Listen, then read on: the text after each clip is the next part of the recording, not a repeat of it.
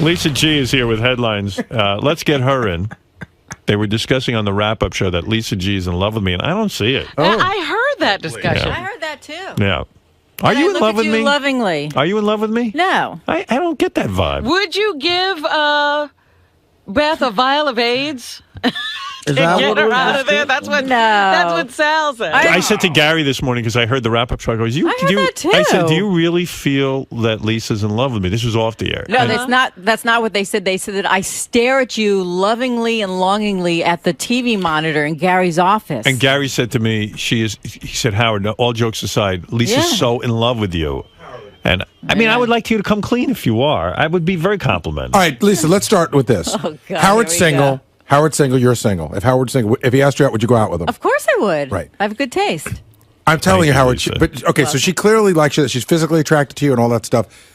I noticed it on my own, but like 6 of us, 7 of us, 10 of us out there noticed it all independently. But isn't it her job to sort of follow me and watch and the pay TV attention? monitor? You can follow someone. There's a way that she looks at you when I'm telling you, her eyes lock on that monitor, Howard, Right. and it's just this loving stare. I'm telling you, the way she talks about you, she waxes poetic. I'm telling you, Ronnie, Oh, do here you we agree? go. Come on, guys. Everyone, come on in. Jump on Good. in. She stands in Scott's studio and her eyes and everything. Everything. Her eyes and everything. Everything that, Every that fiber. everything that you say, it's like, oh, he's so brilliant. Right. Oh, Really? did not He say looks that. so good today. Look, oh, look oh, where's this please, coming Lisa, from. give me a friggin' break. You do. You. It's more than do just. not. It's I more mean, than just she- following a guy. You comment on his moves. On his in moves? a way like you talk about what he said. Ronnie's right. What he said is brilliant. What he's wearing today is amazing. What he I did do is not. you What do. he says is Hey, you want to amazing. know something, Lisa? If you're in love with me, No, just if set yourself free and just admit it. and just get it over Is with. it Come on, possible Lisa. she's Lisa, talking you know about- it's true. Is it possible she's talking about Scott? No. You guys said she loves me more than Sal. That's what Oh, the definitely, discussion definitely. was yesterday. Yeah. Because Sal really loves me. No, dude. In a minute, she'd be jumping all over you. I'm telling you. Wow. I have good taste. Thank you. Thank you. Thank you. If that's the case, then thank you, Lisa. Now I'm embarrassed to look at you. Don't be Maybe she embarrassed. is in love with you. Maybe you are. Maybe you are. And What? you're So just what? not expressing it because he's already No, taken. I have great admiration for you. I think that's a loving thing I'll give to you the say. key question, and this is what determines it. And listen, this is a tough question to ask you. Have you ever thought about me No. while No. pleasuring yourself? No. Never. Have you ever pleasured No. yourself? Is the question. No, I'm not asking When was that. the That's last none of my time? business. What year was that? Stop That's it. none of my business. Right. What I'm saying is, if you want to know if you're in love with me, the first step would be whether or not you thought about me sexually when you were alone. No. But maybe she won't let herself Right. do that because you're already taken. Why See- can't I have great admiration for Howard Stern? Can I give you my opinion, Howard? Lisa's. I'm not saying she's not sexual, but sexuality isn't the top thing for her. When she fantasizes about you, it's not sex. It's A life together. a life together. Exactly. have you Lisa ever sees done herself that? more in the wedding dress than she does at the wedding night. I have the ring? Oh, she's in the dress. Oh, she's not on please. the That's night. desperate Lisa, and do these guys pathetic. do these guys have you right that you're more No. about the wedding than the wedding night? The wedding? Yes. Yeah, No, he says you fantasize about the life you could have, not the sex you I could don't have. fantasize about that. I think with you're very you. together. What? I think you're very together. Oh, thank you. What doesn't make her not together to Do you ever pretend you're Beth? No. That was a great laugh, That's Lisa. Sal funny. does. That's funny. I could see. I laugh because I'm like, I've got, I'm 5'3", my weight goes to my thighs. How about when you were drawing pictures of the ring and everything? I mean, do you? Oh, I do you- thought that was Do you fun. hang it on the wall in your house and No, stare at it and say, "I that's wish I was pathetic. wearing that ring"? No, but Howard, she talked about the ring, and I know this is a woman thing, past the news thing. As a news reporter, she had to describe the ring, but she Got talked about it. excited. She brings excitement to her job. I'm not saying it's a bad thing. I'm saying Yeah. she loves you. That was a big piece of ice. That was some piece of And bling. women like that. It's beautiful. Bling. I could see Lisa blowing off her old friends. Oh, no. I've got to go out to the Anguilla on the jet. Wait, Beth is on the phone. She wants to say something. Yes, honey. Hi, honey. Hi, sweetheart. Yes. Get this yappy old yenta off the air. All right. Beth. Beth says, get your own man. Jessica Hahn, you're on the air. Howard, remember when I was really in love with you? Remember how, like, I mean, Lisa could, like, listen to you on the air, but she has to watch because it's watching you is, like, all the little, she mentions the things you wear, your clothes, your hair. Lisa, you adore him. It's so cute. There's nothing wrong with telling him. I remember I did the same thing. I just had to see, like, your lips, the way everything would, I mean, I fantasized all the time about Howard. Yeah, I should have banged you. It's my job to watch everyone. Yeah, Jessica was real in love with me. Well, Jessica, you're saying you used to. You were over it? Well, you know. I mean, we could get it going pretty quick. It was so, I mean, I would stare at Howard. I remember at the award shows in L.A., I would just sit there and look at it. Like, you did all when you wear your glasses, how you took them off, even your lips do a certain thing. Oh, and she used to come to my room and get naked for me. I know. And you know how Lisa, I love her giggle when she talks to you. I'm the same way. I'd hit L.A. and I would go, hey, Jessica, I'm here. Can you come over to my room and get naked? First call you'd make. Yeah. Really? Then she'd just be naked and trying different outfits. She was always doing fashion shows. She'd do it for me. She'd do it for me and my friends. And then she wanted me. She always was begging to give me a hand job at least. And I would be like, no, I'm married, you know. I never went there, but I really kind of would have liked to have felt it. Did you consider calling her after your divorce? Did you? No, it broke my heart when I didn't know any of that was happening.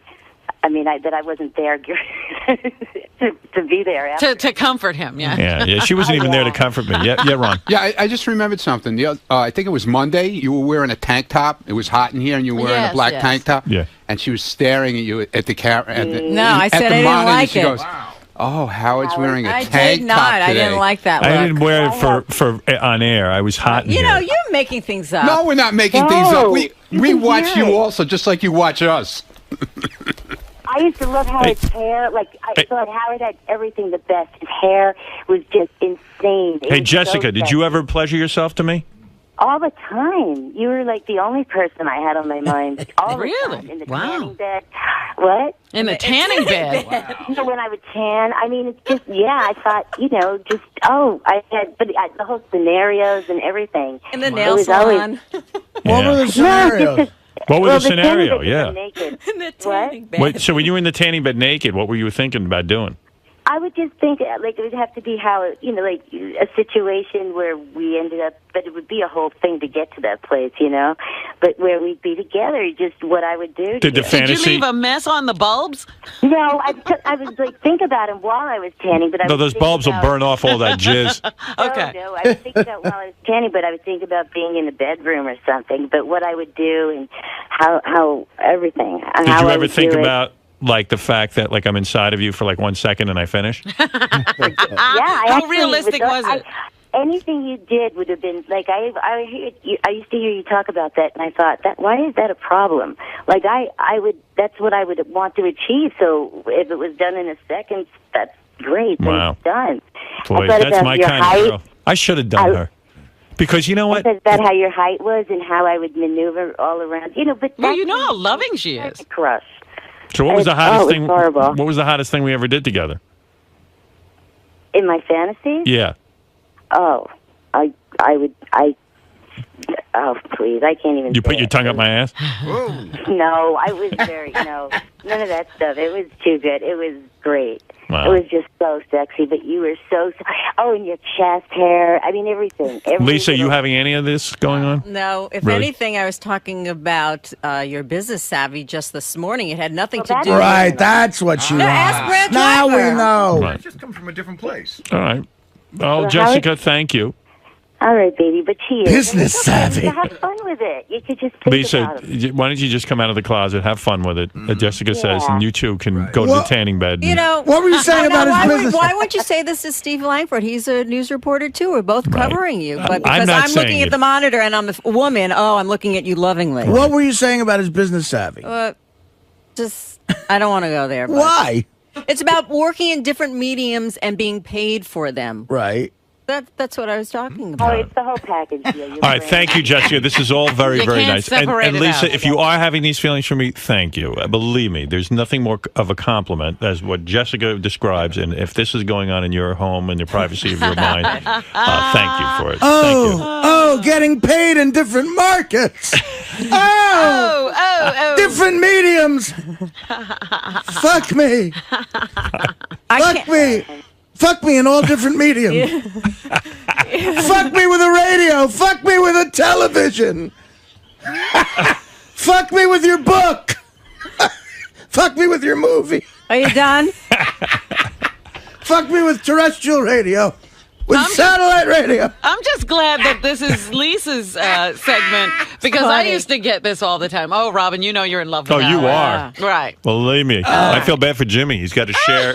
He's got to share you with me. No, Robin's in love with me. Right. You love me. Why the hell am I wearing this black wig and Well, glasses? who do you think loves you? Who do I think loves me? Yeah. Robin. Beth? Well, I love you. I can say that very honestly. Thank you. You would say that I'm in love with Yeah, you, which you is are.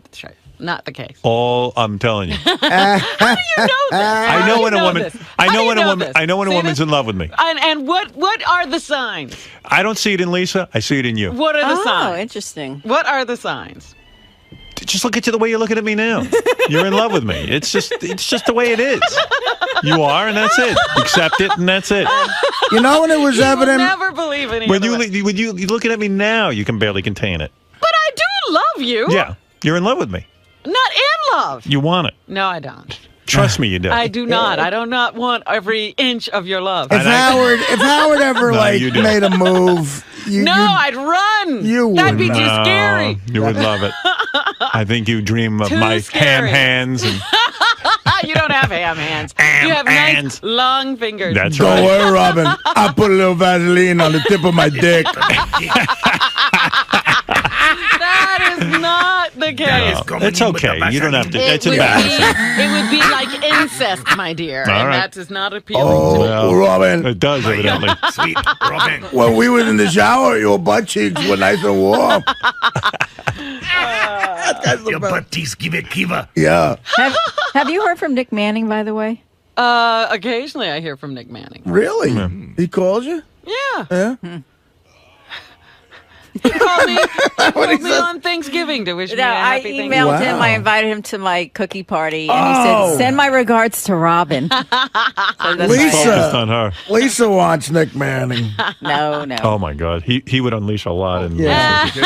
Lisa would never be the same. He would free her, huh? She's locked down. No. You know, I'll show you my business savvy. It's 8 inches long. He is a good businessman. oh, yeah.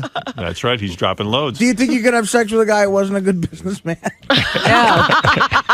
I couldn't. That Lisa- turns me on. You know what? I Let me could give you a search. stock tip while I bukkake you. Lisa, you did get sexual fan mail. Lisa G is so hot. Each morning when she comes in, my cock starts chubbing up. By the way, I'm sorry. I started doing email and sending. Yes, this is your email. Oh, God. You want to hear more? Go ahead. Okay. I'm not kidding. It doesn't get hard, but get up about 2/3 erect, and by the time she's done, I'm dripping pre-cum into my underwear. Whoa. I started thinking about what Graphic. she really likes behind closed doors sexually. I'm married 16 years and still have hot sex with my wife at least 4 times a week, and she is the perfect, respectful, demure wife in public and a complete slut behind closed doors. And that's what he's thinking about Lisa. Her behavior in the bedroom is everything that all of us man-whore guys would hope for. So I imagine our giggly, demure, and very private Lisa G in the same way. By the time she's done in the studio, I have this huge wet spot to deal with. So you really have your fans. Married. Good for you. Yes, he's married and yet has thoughts of you. Otherwise, you would have pounced on that? Or? By the way, Colin Quinn is the best guest you ever had on your show. Forget the bimbos who giggle and tease and all the other fucks who march past the microphone. Colin Quinn is pure entertainment. If you give him his own show on Howard 101, people will listen. The man is the best. We'd have to put a gun to his head. He says he won't do it. Yeah, he said he won't do it. I experienced such a proof that men are so different from women. Robin and Lisa had the biggest girly moment out there. What did they do? Jeez. I'm walking back by the vending machine. I love Jim. Well, you know, so I love Howard. Lisa says to me, are you coming to the cookie party? And I was just like dazed, and I was trying to think of something to say. Like, didn't that cookie party happen already? No, it didn't. So December 8th. Lisa says that to me, and then Robin walks out, and Lisa's eyes dart to Robin. And Robin, I guess, overheard the question, and she said, I'm coming. And Lisa said, you are? And Robin said, yes, the girls are coming. And then I hear, oh! I mean, in unison, you both went, oh! Like, women and men are different. Holy shit, let me go hit myself over the head with a cup of coffee. That noise. It's just that I speak guy, but I'm a girl. That noise that women make is unbelievable to me. Yeah. That squeal they do. Robin is bilingual, I'll give her that. Yeah. But no, that was really like, I'm sitting there trying to think, well, I'm coming, you're coming, the girls are coming. Well, you're right. Men and women are different. Holy shit. I don't even remember that happening. We don't even hear that. I got a letter in the mail yesterday. I'm opening the mail at my desk, and Beth is sitting with me. And I open up this letter, and I go, oh, what the hell is this thing? I see the return address is the Gumbles, Brian Gumble, you know. So I said, oh, and all of a sudden Beth goes, oh, that must be the invite to their holiday party. It was so great last year. Now, remember this was the party where Al Roker was shooting me dirty looks? I'm in Brian Gumbel's media room, and Al Roker is like barely able to, like, wants to choke me, and Spike Lee's in the other corner. Oh, jeez. When you're in a house like that, well, go ahead. So anyway, I open up the envelope, and it's a beautiful Christmas card from the Gumbles. They have their two, and they're very nice people. They have the two dogs they put on there.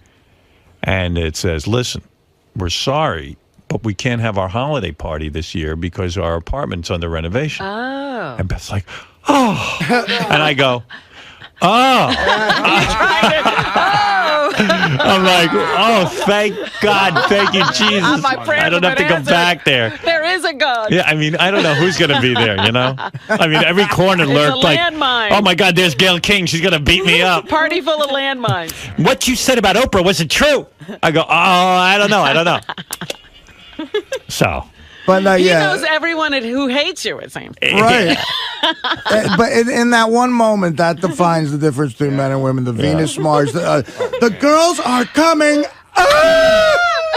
What girls are coming? I guess Robin and her friends. Oh, you're bringing friends to the cookie party? Yes. Lisa met a bunch of my friends that night. We went out to dinner, and she invited everybody to the cookie party. And you guys are that excited about it? And we're starting at the cookie party, and then we're going dancing. And then going out from there. And you are too? Well, I have to clean up and everything, so I don't think so. Is it that witches coven you're a part of? No. The ones that went in the woods and did Wicca? No, I don't know any witches. You do.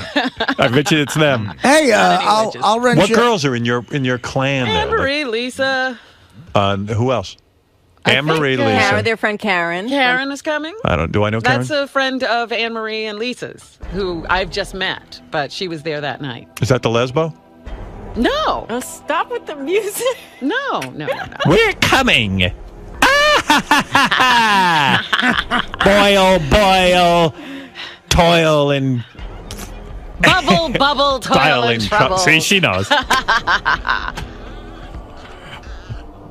And Colin Quinn said that if he's not at Fat Camp, he'll be attending the party. Oh. Brooms flying over the Upper East Side. Yes, we're coming by broom. So you're making a whole night of Lisa G's party? I have another friend coming into town, and he wanted to go out dancing. So that's the first stop. Lisa's. We're going to start at the cookie party, and then we're going to go dancing. Where do you go dancing? We have to figure that out. Danceteria. That ain't around anymore. I don't know. That we have to figure out. Well, you know what, Lisa? If you want to go out, I could rent you my Mexican to clean up. What a fun night. Yeah. I love that Colin isn't at the Fat Camp. We'll be at the cookie party. We'll drag Colin along with us if he shows up. Well, now he's going to be more He's a scream at Danceteria. Don't depress Colin Quinn. Is it possible to get laid at Lisa's party? It sounds like there's going to be some broads. Yes, sir. What girls are going to be there? I told you, Anne-Marie and Lisa. I don't mean your friends. Some of my friends. Well, are your friends hot?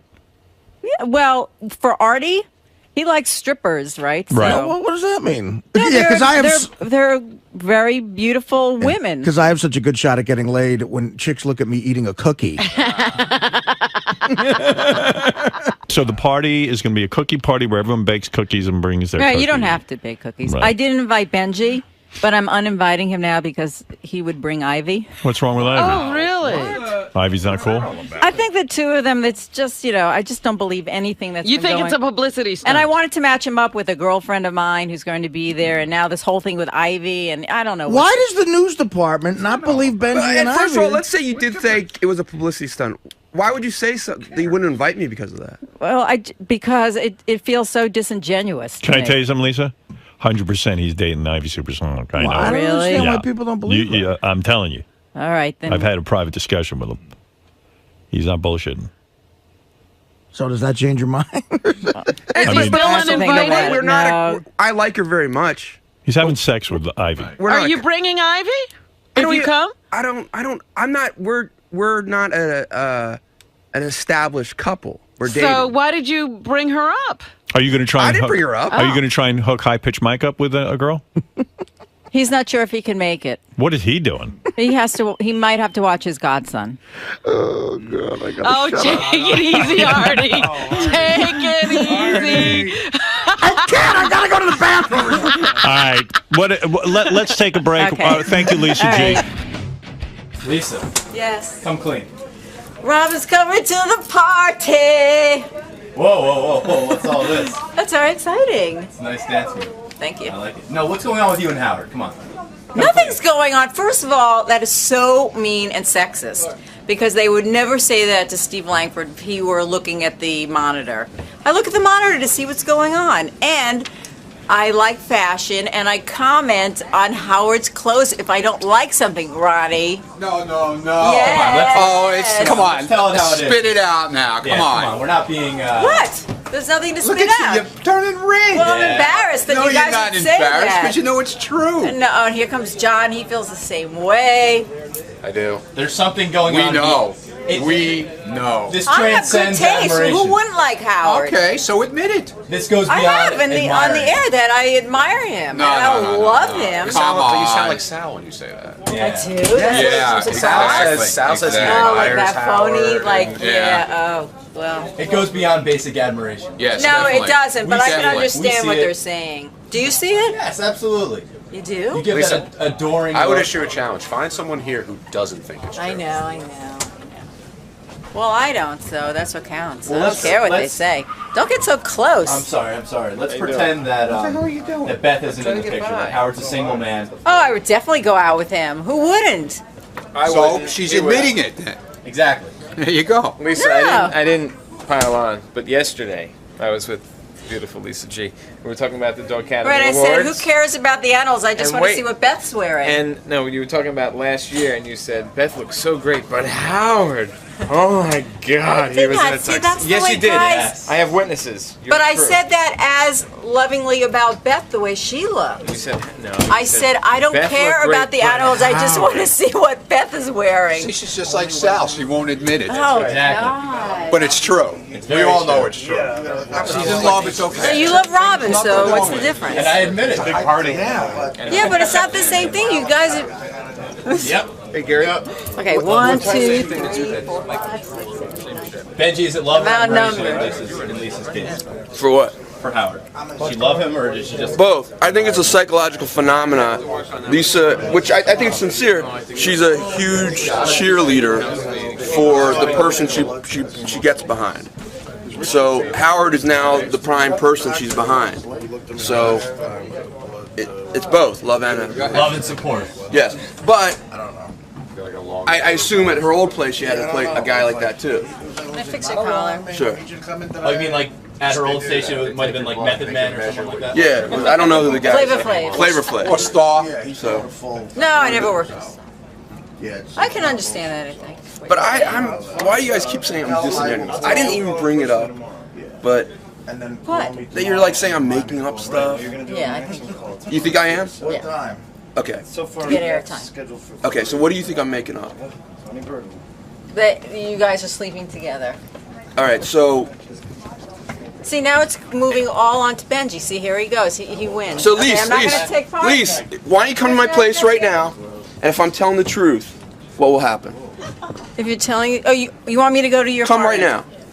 Come right now and watch us do it. No, I won't watch you do it, but is she living there with you? No. Well, why don't you let Steve go? I don't want him there. I want you there. I want you there in bed with us. I'll do it right now. I'll bring you right now. I'm not going to bed with you. Come on, Lisa. But it's not true. She's not there, so there won't be any problem with her. You're saying I made it up, so why don't you come there right now with me and get in bed with us? Why don't you just...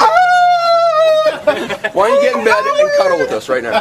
Because I don't want to. I just want to see if she's really But you're there. saying I'm making it up. So if you're sure I'm making it up, come in there. And you have no risk because I'm making it up. So come to my place right now, and if she's there, get in bed and cuddle with us. So you're not sure I'm making it up? What? I think you're loony. I don't have time for this. All right. You just called her out, man. All right. Loony skipperoni. Artie, you see it with her and Howard. It's not. This isn't some sort of just admiration thing. It's love. Oh, all I know is I'm on another medium that Howard gets paid for. Now we're going to go to our good friend in the Howard 100 newsroom, Steve Langford, who tells us what they're working on. I was in Steve Langford hell yesterday. He came with me to the picket line. I can't even tell you. Why? I'm walking the picket line maybe 5 minutes, 10 minutes for 2.5 hours. Yeah. He's got a microphone in my face while I'm talking to people. I mean, and certain people go, hey, you'd have to look at him and go, hey, dude, I don't know if I want what I'm about to say on tape, Right. Michael go, oh, fine.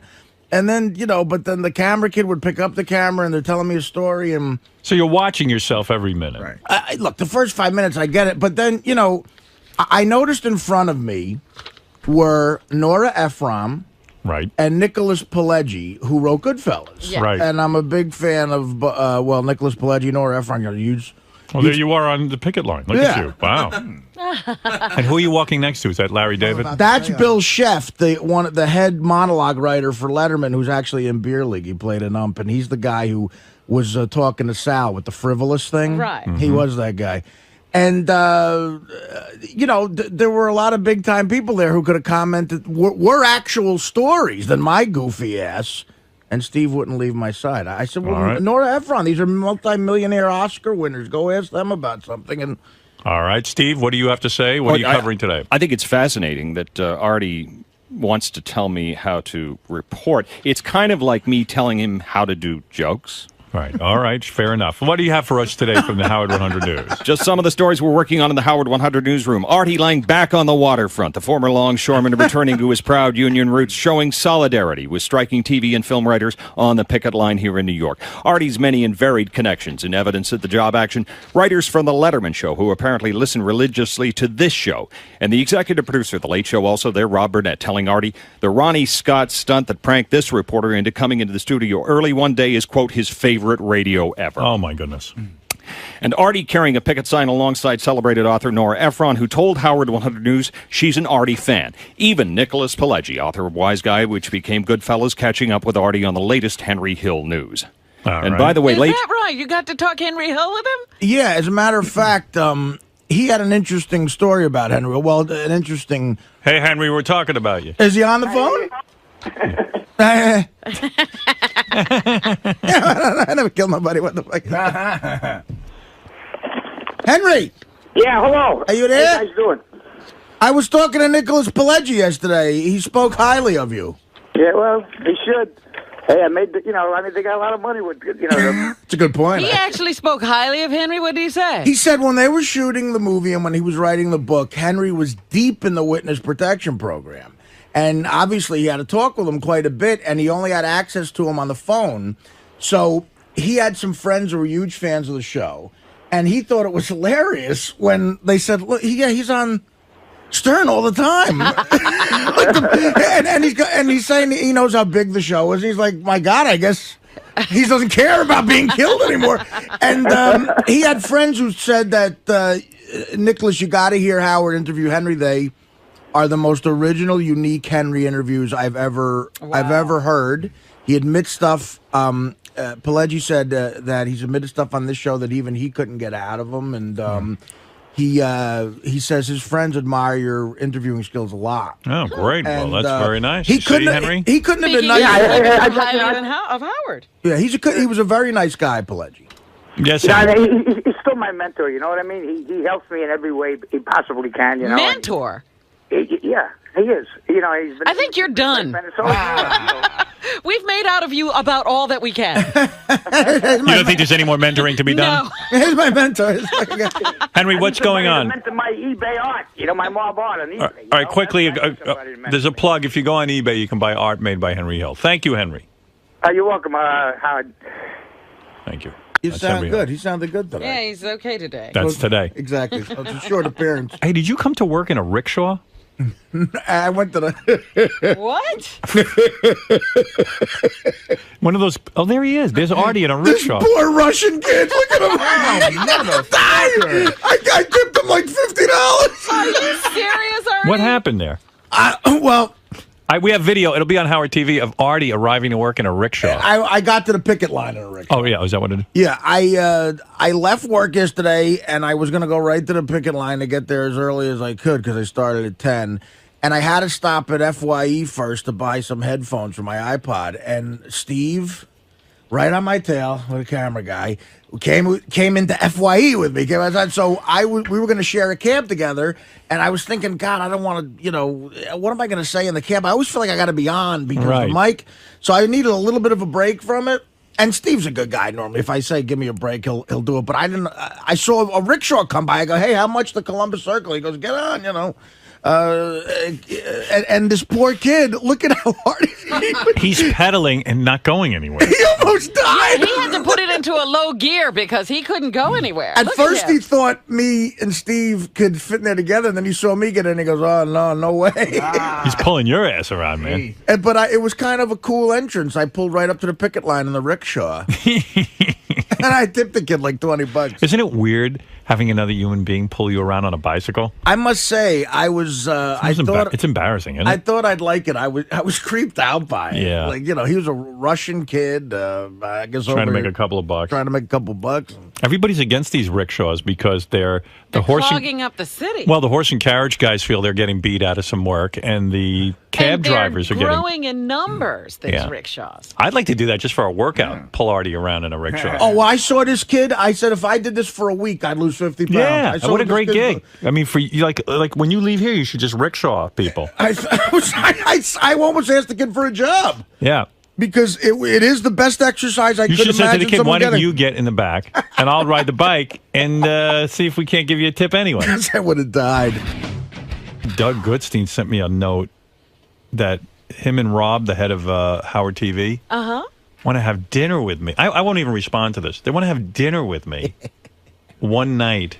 And of course they know to do it like on a Thursday night because they know that I don't have to be. You wouldn't do it any other night of the week. Great. You mean my Thursday night comes and I get to go to dinner with Doug and Rob? like, give me a break. What do they want? Is it going to be a business meeting? Doug, I'm not responding to that. I don't want to go with you to dinner. You just responded then. Yeah, I'm unavailable. I'm away. Well, that's from Rob. Gee, and listen, look at this. I get to give up a Thursday night. So I can go. I'll go tell Beth I'm going to go. How about a Monday, Tuesday, Wednesday, like 4 o'clock? No, that's like an hour or two away from your 4 your o'clock bedtime. is like when I get done. Oh. Like I finally get to go home. I don't want to have dinner with you guys. Why not?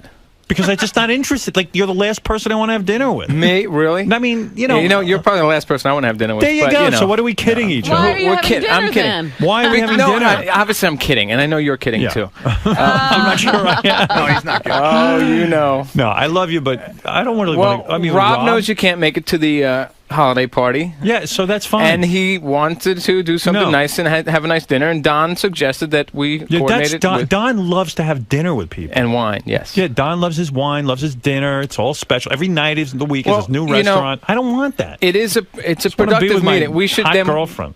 It's a good way to Howard. You know that it's a good conversation comes out of it. Do something we nice to me? brainstorm stuff, and we I get. don't want to brainstorm. Do you think you got a hot girlfriend to bring her to dinner with you? I don't. Yeah. Do something nice. Give me a free night over dinner. No. I'll go to dinner and I'll tell you how it was. Here's what a friend does. Howard, over the vacation, I don't want to have dinner with you. I'm not going to bother you. That's why he's my friend. I never have dinner with him. Well, one time I had dinner. You could respond to Rob.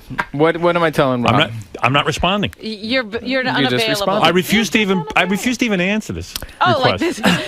Like This it's- is so that's very- obnoxious. You're going to ignore it. You know what I did? I saw the email and I deleted it. And I said I'm not writing back. You're unreal. What do you want to like? Seriously, I don't what wanna do you want to do anything. these days? Like, I do don't you just wanna want to do go home and anything. play chess? Yeah. That's it. Yeah. And Sorry. bang Beth. Rob, No, that sounds fun, tell man. It's Rob to awesome. take up I'd love to do that. If Rob and you want to play chess with me, that's fine. Then I'll sit with you all Over night. dinner. Okay. Not Yeah. over dinner. I don't want to eat with you. So He will do we'll it just on come the over. internet. We'll talk about stuff and watch you play chess. Oh, let's see. That On my is one awesome. night off, I get to sit with Can you we and put a Rob and brainstorm. Cool. You goof on it, but you know. You a mean lot we'll of good use comes my out of it. brain and you guys it's- will watch me storm. All right. Now, Let's have just you be guys all done this complacent then. That's before? great. That's not What? Have you complacent. guys done this before? We did it once. We did it right when we were launching, and That's it was how a they good came dinner. up with We the went to logo. Nobu, and it was very nice. In fact, I could pull tape, and you said you had a great dinner, and that wasn't bullshit. If it's I have. you would've Listen, said I'm it not. sucked. Let me tell you something, buddy. I'm not complacent. I'll have a meeting anytime. I just don't need to eat dinner with you guys. Have I ever told Rob no meeting? No. I always have meetings with Rob. So let's do an afternoon meeting over lunch. I don't want to eat lunch. Let's do I an eat lunch afternoon here. meeting. Fine. Okay. You tell me the day that you need a meeting, and I'll get back to you. Don't start with dinners. Okay. I'll tell him no Fucking night dinner. tied up. I got one goddamn night to sit down and relax. Sit there with you and Rob, brainstorming. Gee, what a meal! I'll throw up. What's the perfect night for you? What? These days? What's the perfect? What's the difference I'm to just you? curious. I'm just curious. He wants to spend it with you. No, I really don't. Sal, Doug, I'm not I'll tell you no, what. no. It isn't me wanting to go to dinner. No, You know I'm not like that at all. seriously, You know I'm honestly, not like that. What's the difference? What I like to do? That's my free time. Why I'm do just- I have to I'm be just curious. judged? This is a I show don't where want to be people- judged. I'm not judging you. I'm just asking well, you a I don't question. I don't know what and what's a nice night for me? Laying down, relaxing, getting laid, watching TV, eating a nice dinner with my girlfriend. That's it. That's Sounds it. good. How's that I'm sound? just asking. Or should I spend it with two guys who want to brainstorm? You know, well, gee, call me the crazy one. They're not doing this over the holiday. They're doing this before you go away, right? Yeah. Catch me before I go away. It's an open invitation, Howard. We can do it anytime you want. So if you change your mind. All right. Just tell Rob I'll have dinner with him right after my dinner with Scott the engineer. Oh. Okay, in 2046. Pass the Worcestershire sauce. I like being home. Just because you don't. Don't take it out on me. Don't. That's your word. You don't know that. I love going home. I rush home every day. I do. Okay. I do. I see. Nothing better than going home. What do you know? You know nothing. I don't know anything. You're right. You're right so again. know nothing. I don't know a thing. You're nuts. All right, you two, All right. stop arguing. Well, Yeah. he's happier to go home. There's a lot of innuendos here. How's Yeah, I Long don't know what he's Island? talking about. It's awesome. What are you talking Okay, about? all right. I was late for work today because I had two smoke detectors beeping, and I thought it was one. Pulled the batteries, and there was another one beeping. Sounds like a great Two life. died in one day. I was an hour late for work because of that. Sounds Awesome. fascinating. Yes. All right. Go have fun. How was chess? It sounds Great. Like fun. Sounds like I'm fun. not looking to be judged. Okay. Well, you're judging me. I'm not asking you to dinner. You're asking me to dinner. No, that was something about Long Island. I said, how's Long Island? And I said, how's chess? Get out of here. Why am I talking to you? You're so boring. God, All right, goodbye. Get out of here. Bye-bye, Howard. I love Get out of you. here. You Go know have a that. meeting with Rob over dinner. And I tell will. me what comes of it. We'll just put a blow. You know those like standees? We'll put bring it a standee of you. That's right. Okay. Don't be so insulted. I'm not insulted. Rob wanted to. All right. I'll go have dinner He's with the boss, and I'm trying to make it happen. Who the I fuck know. is Rob? Rob Jacobson. Rob Jacobson. He's the guy head of Howard TV. Oh, Good guy. I love the guy. thank him for me. I will. Tell him I'll have him out socially. But to brainstorm over dinner. Who needs to brainstorm? Well, let's brainstorm in a brainstorming meeting. I mean, we're going to brainstorm and eat. You know, meal meetings do suck because if you finish what you have to talk about before the meal, then you realize you have to eat with these people. And not only that, guess who ends up doing all the talking? Me, and I can't eat. I sit there and talk the whole fucking time with the brainstorming. They go, Howard, you got any ideas? Yeah. Why don't you guys eat while I lay out my ideas? Cocksuckers. Whoa. Not you, but not Rob, I know. but just in I general. have thick skin, Howard. All right, You can call thank me you. whatever you want. A generic cocksucker. All right, just Yes. you, not Rob. Okay. No, I don't mind brain. You're a good guy. You're the executive producer. I love you, but to eat and brainstorm, I don't do both. I brainstorm and only under protest. I take direction from one man. Yeah, I'm not going That's to eat. under protest. I'm not gonna, you know what I mean, Robin? To eat and brainstorm. May I see Mrs. Rogers? Hey, you gotta be nuts. A gong. Here's a fun night. You know that night off they give you? Where you don't have to be up early the next day? Well, we were thinking we would take up that night by eating and brainstorming. Great. It's a nice gesture. This is how it gets spun. Well, Jeez. Why don't you just make an appointment for a meeting? Yeah, if We'll do Rob that. wants to go to dinner with me socially, tell him we'll go anytime. Rob wants to brainstorm, I'll brainstorm. Okay, so how about, I don't want to mix my brainstorming So if with we eating. wipe the brainstorm session, we could still do dinner. No, because it'll end 'Cause up I'm being there. brainstorming. Yeah. You know what we could you're do right. on Howard No, TV? well, I mean, is that so far-fetched? No, don't I mean, have this a is the guy who brainstorm made the meeting. deal, and he... Have a brainstorming meeting. Okay. I don't need dinner. Don likes So dinner. eat before and then come to dinner and watch us eat and talk. Okay, I got to get out of this horrible conversation with you. How do I get you out of here? I'll just All right, kill thank my you. mic and All I'll right, leave. I'll thanks. get the message. Thanks, Doug. Thank you. All right. He's torturing me. I mean, do you, on your night off, do you want to brainstorm? No. Thank you. I want to do heroin. I feel like I'm trapped in a nightmare. Am I wrong, Artie? I mean, am I being an asshole? No, you do. I mean, seriously, be honest with me. You're not being an asshole. All right. They want to have a meeting. Have a Yeah, meeting. listen, I'll work on Howard TV. You want to have a meeting right now? I have meetings after this show scheduled with my staff. In fairness to Doug, there are some people who love having dinner meetings, but how long is it going to take them to figure out you're not one of those guys? Right. Oh, another 10 years, I think. That's what I'm saying. Well, my It's like- agent hasn't figured it out either. Don, he loves to have dinner. suggested it, huh? He loves dinner. I sit there and I'm like, Can we get to the business so I can get yeah, out of here? right. This meeting could be over in 10 minutes. Oh, we're only up to drinks. We'll order later. People love to do that combination. Yeah, they trap me into these dinners. I sit there for hours.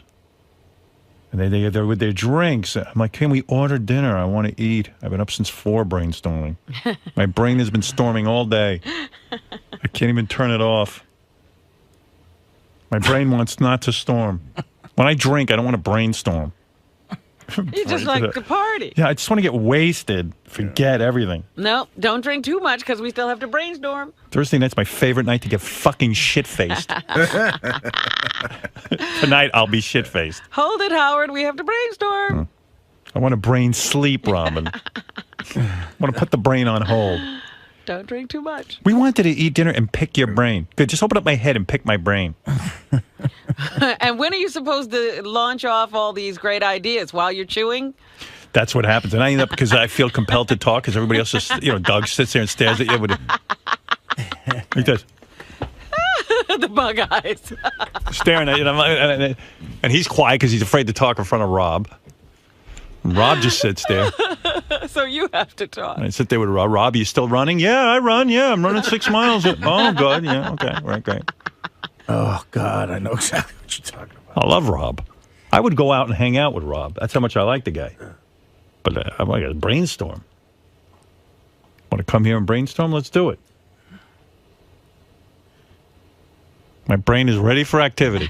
We have time now if you want to. We're 4.5 hours in. We could do an hour of brainstorming if Rob wants to. I got to read you this memo. When he said, here are the dates we're free. We would like, Don suggested we all go to dinner. The week of December 3rd through the 6th and whatever, December 7th through the 10th. Mm-hmm. And we were anticipating a dinner and some brainstorming. Oh, joy. Boy, where do I sign up? I go, wow, could this get any better? Please, I asked you to leave. You but and just the then stop. I'm just talking to Robin. I'm involved in this conversation. Yeah, but you're really not. But it was I'm just talking you, behind your back. The point wasn't no women. I didn't. Just the guys. Yeah. I didn't say it's a brainstorming dinner. No, I said we're gonna brainstorm with It women. was going to be fun to sit and eat and brainstorm. But that's I read good. brainstorm. Those are productive things. Those are good. I don't things. want to be productive, Doug. All right, well, just eat. Fuck the brainstorm. No, I don't want to eat. You just asked the question. I'm gonna He throw just up. took a bite. When is he supposed to give you this great idea he's just come It's up already with? I'm pressured to be Oh, brainstorming. he spits out sushi. I can't wait till Thursday night when I can brainstorm. Oh, I know. We can go early Monday after a full day and brainstorm. The intent was a nice gesture to have Thanks. dinner. I'm saying a good conversation comes out of it. Right. Well, Maybe I'll it'll leave. happen. I'll leave. Okay, I get it. Bye. I don't know why you came back in. Thanks. All right, Dougie. Doug. What are we talking about? Doug, that's a terrible position to put in right there. What are you talking about? Which craziness? The beating? Yeah, well, everything. The beating over the dinner? You're just trying to sort of negotiate a meeting, and listen, I'm a middleman in this case, and my take is that the intent was to invite Howard to dinner. The brainstorming is something that naturally happens. Anytime you go out with anyone and you discuss any aspect of work, you're sort of could be categorized as brainstorming. So I hold my ground. I think it showed in there. Howard holds his ground, and when with stomping power, he has more of it. Unfortunately, if I could force him, I don't want to force him. I want him to go to dinner because he wants to go to dinner. So I think it's a little bit of an insult to his boss and my boss, Rob Jacobson. But whatever. Where do you go from here to try to broker a deal, so to speak? We go to a chess table, and we have fun. Okay. All right. Good luck with that. Yeah. Well, we might end up at dinner. You never know. The story's not over. I would think something's going to happen. Again, it's so silly. It really is silly. I think a lot of it's sort of goofing around, and I'm sort of goofing. But it's a little weird. It's a little bit insulting. This is the big boss. This is the guy who writes the checks and who made the deal, and he's asking for one night a year to go for a nice social dinner, and that's all it is. It's dinner. I made the mistake of saying brainstorming. I'm sorry, but that's what happens at dinners when you're with work people. It's sort of logical, right? Yeah, very much so. Thank you, Greg. All right, thank you, sir. Thank you for reassuring my thought process on this. I appreciate it. And that's it. All right.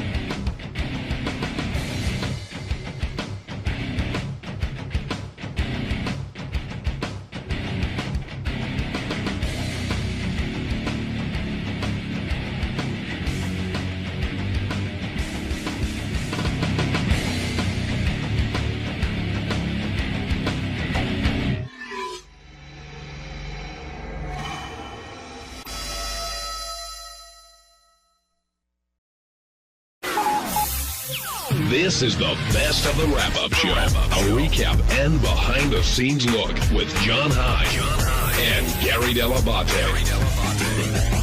The best of the wrap-up show begins now. Hey now, Gary Dell'Abate here, Baba Booey. On Monday's wrap-up show, John the Stutterer stopped by and was ranting and raving that Ralph makes more money than him and that no one listens to Ralph's show. Of course, he has no facts to support this, but he rambled on anyway, and it was funny as hell to listen to. Here's how it went.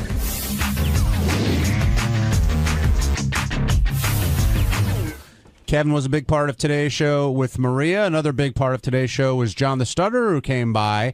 And hi. John, hey John, how you doing? Hi John, how you doing? I'm doing okay, thanks. You're in the hot seat a little bit there because your anger, I guess, towards Ralph and Tim has sort of taken away your show. And I know you had health concerns and things got crazy with your show, but I'm guessing you missed the airtime. But the first thing that popped in my head, you sound very, very sure about like how Ralph gets paid and all that other stuff.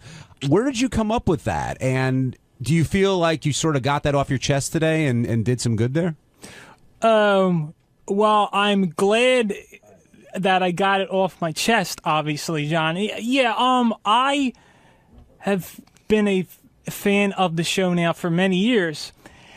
And Ralph, as we all know, is Howard's longtime boyfriend and number one buddy. And I just think that my perception that he gets special preferential treatment is held by many, many fans, and I think that I am the correct. I just know. For example, his stupid show, The Geek Time. Hardly anyone listens to it, but yet it is still on the air. But John, you state that like it's a fact. No, but I know I'm that. a fan. I listen it to that. has hardly any. And think of the guests he has, the huge guests that he has on that show. People. I mean, by the way, Ralph is Ralph. We all know what Ralph is, but you can't knock that show. You can say Ralph sucks because it's your opinion, but to say that nobody's listening to the show, like Tim has a way of knowing Howard was right. And believe me, if no one was listening, it would be gone. No, wrong. If you get but why do you think you're right, Gary? Ralph gets paid more than Riley. But how do you know that? You still haven't said it, have established. Are you just assuming he does? The interns. His show. Listen, the fans that I come in contact with, no one even knows when the show is on. People know when Riley's show is on. They know when the intern show is on. They know when Jackie's show on. When Jackie's show is on, no one knows when Geek Time is on. Okay, two things. He does not deserve to get paid more than Jackie. First of all, Riley, the interns. The mutt on the Superfan Roundtable. But you quit over He does get paid more. John, and you all are afraid John, of Ralph. and you all hold Ralph in this. You all hold Ralph in great hold on a second, reverence. I'm going to get that. And you all hold his opinion dear. May I say something? No one cares about his opinion. He's an ugly 47. He's a 47-year-old, no talent, burry face, big nose, lisping, snaggle-toothed, no talent, low life scumbag. Okay. He's all right, John, ugly, give me a chance to talk. 47. John, I got it. 47-year-old prick. And call in, Ralph, because no one cares what you say. And 99% of the fans agree. And Geek Time sucks. Well, no one listens to Geek Time. All right, hold on. Let me just say one thing. And I say, hold on. Wait. Stop. Who do boycott Geek Time. John, let Gary talk. You'll get your chance. Go ahead, You've Gary. heard the fights that Ralph and I have had. Right. They're legendary. Right. So clearly, I am not afraid of Ralph. Other people have fought with him. I don't think anybody's afraid of Ralph. And I don't know that he's held in high esteem. He is. We do find him interesting. I like when he calls But a he wrap-up sucks. show, but that's an opinion, not a fact. And your poll of poll who knows now when with the fans, hold on, and you ask them about but it's a Geek Time. very unscientific Oh, poll. no, it's not. The people in your little world, like in other words, have you traveled to California? You don't know that everyone. You just know the people that you hang out with don't like Ralph's show. So it's unfair to say you know it for a fact. And I'm telling you, Tim is coming down right now to tell you that Ralph does not get preferential treatment or any more money than anyone else. Now, John, I think he does. John, you got to let I know what Tim, you think, but gotta you don't let know Tim, let Tim talk, and then you can say what you want. 'Cause you said some not so nice things about Tim either today. I'm shocked. I thought John and I were very close. It really blew me away. I guess we're not vacationing together now. What did you call him today, John? No. Well, I called him fat, and I referred to him the way that the great Riley Martin does, as a cheap motherfucker. Left out the Jew part. I mean, well, no, I love the Jews, but I do too. yeah, but no, I just feel that if I were to do Straight Talk again, that I should be paid equal to what that no talent, ugly old 47-year-old, big nose, berry face. I'm going to interrupt you. I talk over you. Ralph, How do you know? How do you know that you're not? How do you know that you're not paid? Because what there's no way that Ralph is only getting paid $150 a show. He's getting paid more than Riley. He's getting paid more than Mutt. He's getting paid more than Jackie. Tim, do you want to address this? I don't comment on anybody's salaries or what they But make. I know he's getting. But you don't know. You're guessing. You feel it, but you don't know it. We treat everybody here as fairly as humanly possible, and there's not a lot of Except money for here. me. No. There's not a lot of money. You have a great opportunity. I know that this man here agrees with me. John. I know he does, but everyone's afraid of Ralph. Nobody's afraid of Ralph. That ugly 47-year-old prick. You saying Doug Goodstein is afraid? He goes to clubs. He's a 47-year-old club kid. But if he goes He's to a clubs, prick. he goes to clubs and he picks up chicks. Does that make you jealous? Is that part of it, or do you not care? Why are you? See, everyone here He's afraid. defends Ralph. I'm not defending him. He's a prick. I'm playing devil's advocate. He's a prick. He's a prick. But he's a prick to you. He's a prick, yeah. But doesn't make him he's a prick to 99.9% of all of the fans. John, why how don't do you know that? Wait, John, why don't Ask him. John? Get it. John, Ask him John, right now. I'm asking you a question. Why don't you think Ralph is calling in to engage? I mean, do you think he doesn't really care about what you think, or do you think he may be afraid of you in some way? Well, no, he's not afraid. He doesn't care, but I know why.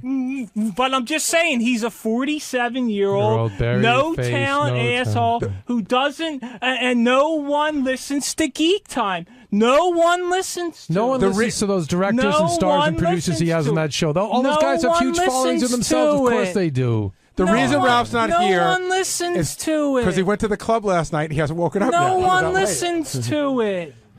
Well, John, thank you so much for coming down. He's an ugly 47-year-old prick, and Ralph, fuck you. Hi, everybody. It's Sal Governale. On Tuesday's wrap-up show, we discussed my yeast infection and if my penis smells. Richard Christie took a whiff, so he'll have his input there as well. We also talked about my foreskin and how I have foreskin Friday and do great things with my foreskin, like make cannolis out of it and Freddy Krueger and John Travolta. So, lots of good things to talk about. Plus, I give you some good homeopathic advice on how to maintain your penis, keep it clean and fresh and serene. No Vaseline, if you know what I mean. Fuck her in the spleen. Give her a good lean. You make a good tea. Enjoy.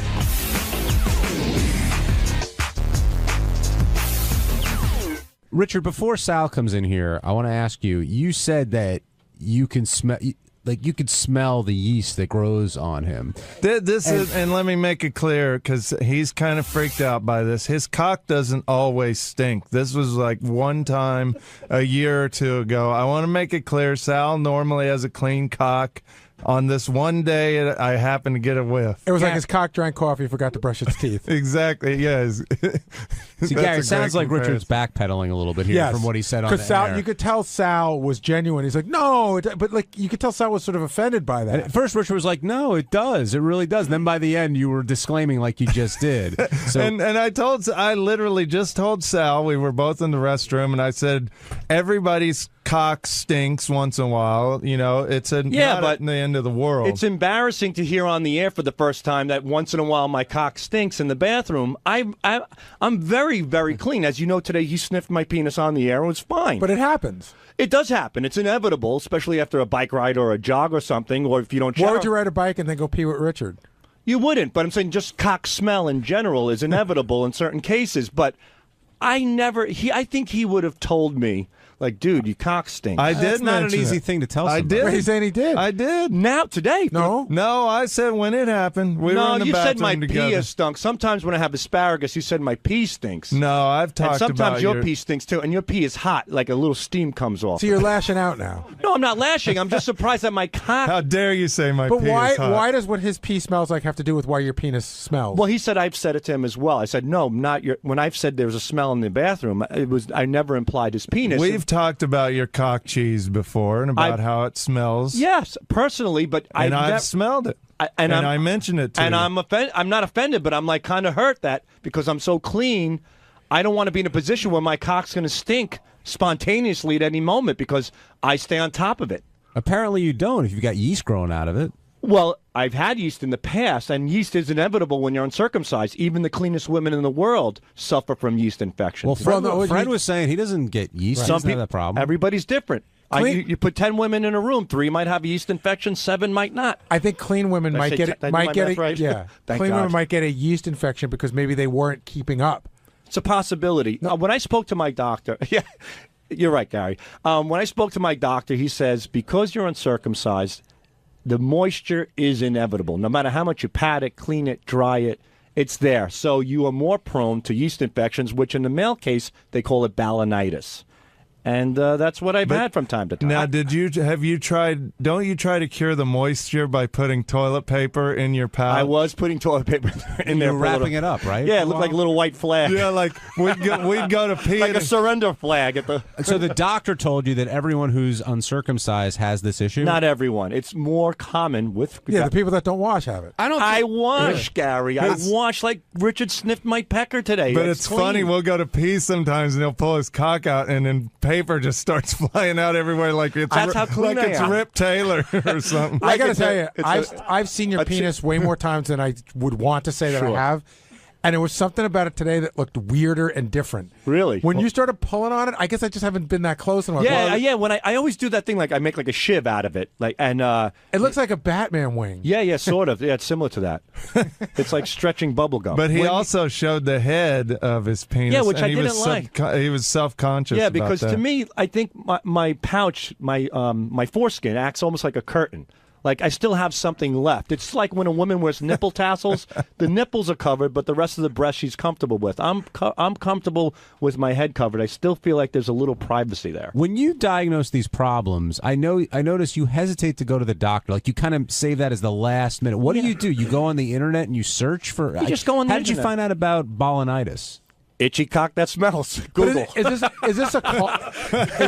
Wait, that's what you did? Yeah. I write itchy cock with smell. And then you Google it. That's also what he types in looking for porn movies. Yeah, I've done it. And then I received a lot of home remedies, which I like to try first. And I got Genetian Violet. I did a whole thing. It was a 2-week process. The first week was Genetian Violet. The second week was tea tree oil, and the third week was garlic oil. Do you know what tea tree oil is for? You put it in the bath. You put 2 or 3 drops in a bathtub. I think it cures lice and dandruff. They use it for a million. They use it. Yeah, stinks like shit. It's hard. I smell like. You ever go into an old house like with a dying dog and a bad furnace, like that sooty, moldy shit? Like it's a smell you can't get out of your nose. It's almost like death. That's what Whose tea tree house oil. was Who that? goes into a house with a dying dog and a bad furnace? I won't say who. Everybody's been in an old house with a dying dog and I think in one of those coal ovens. You know what I'm talking about. It's burnt. He's been watching Old Yeller too much. Ever been in a house with a one-legged transgendered male? Seriously, where are you coming up with that? I've been around the block. What was the name of the first thing? What violet? Genetian Violet. Genetian Violet. Yeah, and what is that? It's some sort of natural home remedy, and it's a purple liquid, and I didn't know it stained you. So for the whole week, about a week and a half, my dick was purple, and I had to wash it off. Then I did tea tree oil, which, like Gary says, smells like, when I watch The Walking Dead, that's the smell you get from those zombies. But here's a question I have for you. You go on the internet, you talk to people who aren't doctors, right, who have some ideas, or you can go to an actual doctor who knows exactly what to do. Yeah, but sometimes I'm thinking, you know what, I'm on the internet, let me take a look, let me try a few things first, and then if they don't work, then I'll go to a doctor. But these home remedies may be more dangerous than what you actually have. They may, but, it's the luck of the draw, I guess. I don't know. Why take the chance? Why not just go to the doctor? Well, if I do thorough research on these things. I look into it. No, you read what people write. That's not thorough research. But there's a lot of people writing it, and I also go to like WebMD. You could go there. You can ask questions. I like to do it. I like to. I've learned about this. This is great. I know a lot about homeopathic solutions to yeast infections. Oregano, garlic, the garlic oil, and the oregano as well. That seemed to work. I even put a clove of garlic in my pouch for a little while. Oh my God! Did that burn? It stung a little bit, but the thing is, my wife came into the bedroom tonight. She goes, "Were you eating garlic nuts today?" No, my dick was. Yeah, I mean, I had a clove of garlic in my dick. Tim in Toledo, you're on the wrap-up show. My question for Gary and John, and I guess Benji too, does your wives or girlfriends know as much about your penises as Rich knows about Sal's? Like, I don't know if my wife could pick mine out of a lineup. Can we have her come in? But I know that you two could. If I did a lineup of penises, right, like a glory hole looking thing with like 7, you could pick Richard's, right? Oh, absolutely. Richard? Oh yeah, I could pick Sal's for sure. That's not weird or anything, huh? No, the weird thing is a lot of people on the staff could too, because you guys have, put it out there quite a bit. But this is the first time you guys have done that in a long time. I was thinking about that today. Early on here at Sirius, that wouldn't have been a rare occurrence. But today it was like, okay, Richard's gonna go smell Sal, and I was like, wow, they haven't done that in a while. And we're always up for that. Yeah. I'm always up for it too. I didn't want him to play a joke and put his penis in my mouth or something. Yeah, you threatened to bite it. I was going to bite it. Yeah, I'll show him. Even your punishments are gay. Would you have bitten it? Lightly. Not enough to hurt him, but enough to scare him so he doesn't do it again. He would have just enough to make him come. He would have gnawed it. All right, let's go to I just lost the call I was going to pick up. We'll go to Mike in Jersey. Mike, you're on the wrap-up show. Hey, guys, good morning. I just wanted to mention maybe Sal could deal with his odor problem by not letting other guys smell his cock. That is such a weird thing to have a guy get on his knees and get a good whiff of his genitalia. There is truth to what this guy is saying. I really, I was thinking about it, and ever since I started working here, I've stuffed batteries in my dick. I've stuffed your idea. Yeah, no, I'm M&M's, your idea. M&M's. I've put in teeth in my cock. The false teeth are my favorite. Yeah. I put in fake teeth. I put microphones into my cock. I've put streamers into my dick. And when you're subjecting your penis to these things are dirty. I put pennies in my cock, nickels. Whoa. You're gonna blame your stinky penis on the fact that you've done all these things? No, I'm not blaming the stink itself, but I shouldn't be subjecting my penis to such dirty things. Your penis to me is, your genitals is almost your dick is as sensitive, if not more, than your tongue. Why do I have a feeling you were doing these way before you got here? You just discovered when you got here that you could put M&Ms in your dick? No, I've never put it. The only thing I ever put in my dick was red wine one time. I pulled it up as a cup and I poured wine in it. And who drank it? Somebody. That doesn't matter. But the thing is that... So how did you know you could get M&Ms in your pouch? I did it. Well, again, I put wine in it in the past. I do pull it up. And one day I was hanging out with Richard. I don't know. And I don't know how, guess what is in my pouch, how it came into fruition. But I stuffed something in there and we started laughing about it. I think it was... And that's how it happened. And ever since then, I've been putting things in my cock ever since.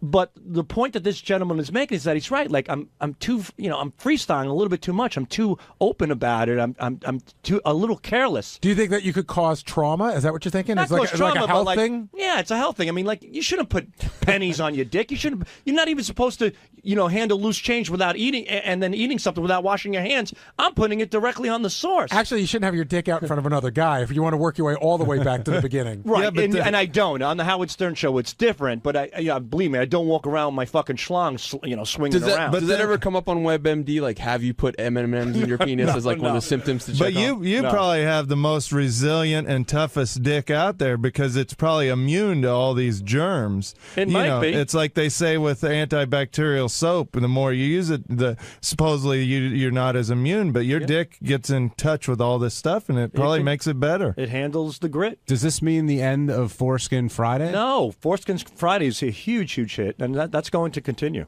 Are you going to still ask everybody and who's around for ideas and stuff like that? You should talk about that. How you kind of put the genius behind the creation of Foreskin I generally Friday. Right now there's a big dilemma. It's a think tank. Yeah, every Monday I come up with ideas, and by Wednesday I throw the ideas to the boys, to Will, Richard. What kind of ideas? Like remind me of what Foreskin Friday is. Foreskin Fridays, I do something with my penis every Friday on Twitter because there used to be Titty Tuesday, there's Thong Thursday. So I said, how about Foreskin Friday? How about we celebrate my foreskin, and we do stuff. So. Who's we? I don't know. I think me and my cock.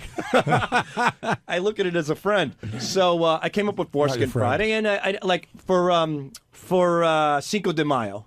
I did Pouchy Gonzalez, which was my foreskin through Speedy Gonzalez's face, And then I did when John Travolta with all the massage stuff going on, I did Saturday Night Foreskin to Saturday Night Fever. So stuff like that. And then I did holidays, like a lot of holidays. And then I was going to do in Piranha, like my dick looked like Piranha from the movie. And Rich goes, oh, it looks like a grotesque monster. He goes, go for more of a monster theme.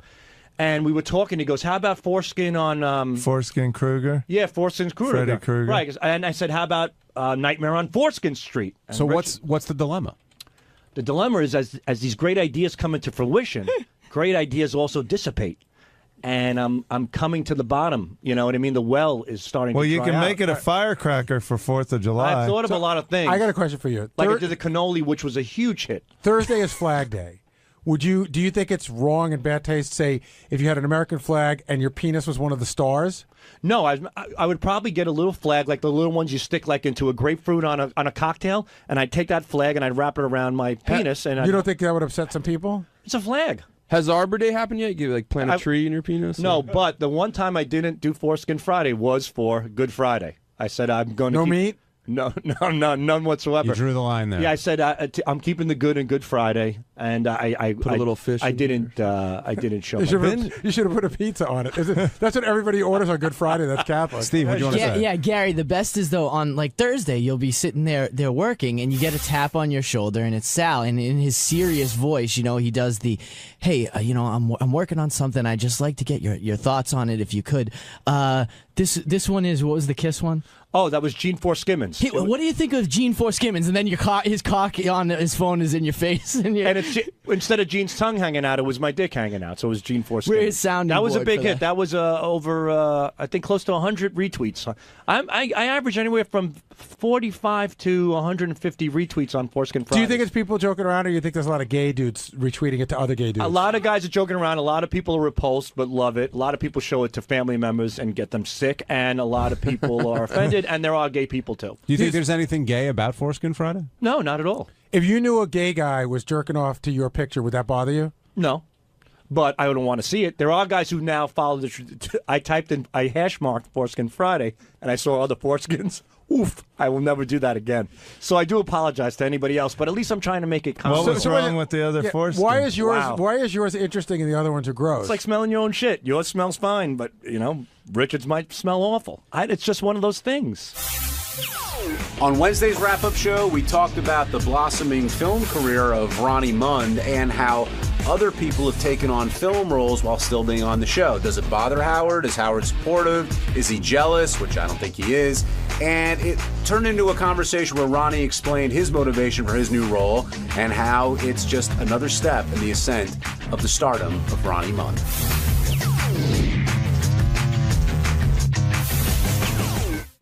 Now joining us on the program is Ronnie Mund. Ronnie, we've confirmed that you will be appearing, or at least acting in this film on Monday, I guess, a Stamos film. And Howard doesn't seem thrilled with everyone going out and doing movies. Were you worried about doing this role? No, I had talked to him about it. Do you have any idea how many lines you have? No, I'm supposed to get them today. But do you think it's a big part, or do you think it's a small part? I think it's probably small. According to what I just got an email from them. Actually, they heard the show this morning. I guess they were saying that a Stamos film is not a junk film, basically, and don't compare it to Sal and Richard's movie, that kind of stuff. Well, I think they're working on a whole other level. And basically, it says I'm playing myself, whatever that means. But you're not Ronnie Mund. You're an angry guy at a strip club. Or are you Ronnie Mund? Like we'll say in the credits, I don't know if my name is Ronnie Mund, as the part, but I'm playing myself as probably like a host or something. So how do you plan to approach like the character? Like, how do you see yourself? How are you going to prepare? The usual, carrying on like a lunatic on stage. That's what I'm seeing. Is there anything special you're going to do to get ready for it? Because you doing it just going out with the guys is one thing, but being filmed, I mean, that's a different ballgame. Well, I think if I try too hard to think about it, it's not going to work for me. Would you consider getting crazy drunk? No, maybe a drink or two, maybe. Are you a not good crazy actor? drunk? Do you act? What do you care? Well, I mean, what did you come in here to bust my balls? You're going to be in a movie. Oh, he's already here. You're going to be in a movie, so I figure you must have some kind of acting experience. It's supposed to be a crazy type movie. It's a comedy, asswipe, and basically it's supposed to be about a guy who's taking guys out to teach them how to be single, I think, or some shit like that. Almost like a hangover type thing. I bet it's nothing like Hangover type. No, I just got off the phone with the producer, if I can interject. Well, and they thanks for interrupting. Go ahead, John Lee Rune. First of all, Ronnie says he's going to memorize his lines on the toilet. Yeah. That's where I do my best thinking. That's where I write my poetry. Shit goes in, shit comes out. Yeah, right, exactly. But the producers heard what Howard said this morning and were a little disappointed because this is a multi-million-dollar movie. Ronnie's scene is one scene. Benji and Elisa are not in it. They wanted to clarify. They're not sure how that all got started. But they definitely wanted to clarify that the producers are big fans of the show. Obviously, Stamos is too. But they pushed Stamos to put Ronnie in it because they said there's no better person for this character than Ronnie. It's a guy who is a patron in the strip club, getting up and yelling things and telling girls to show their breasts and all that.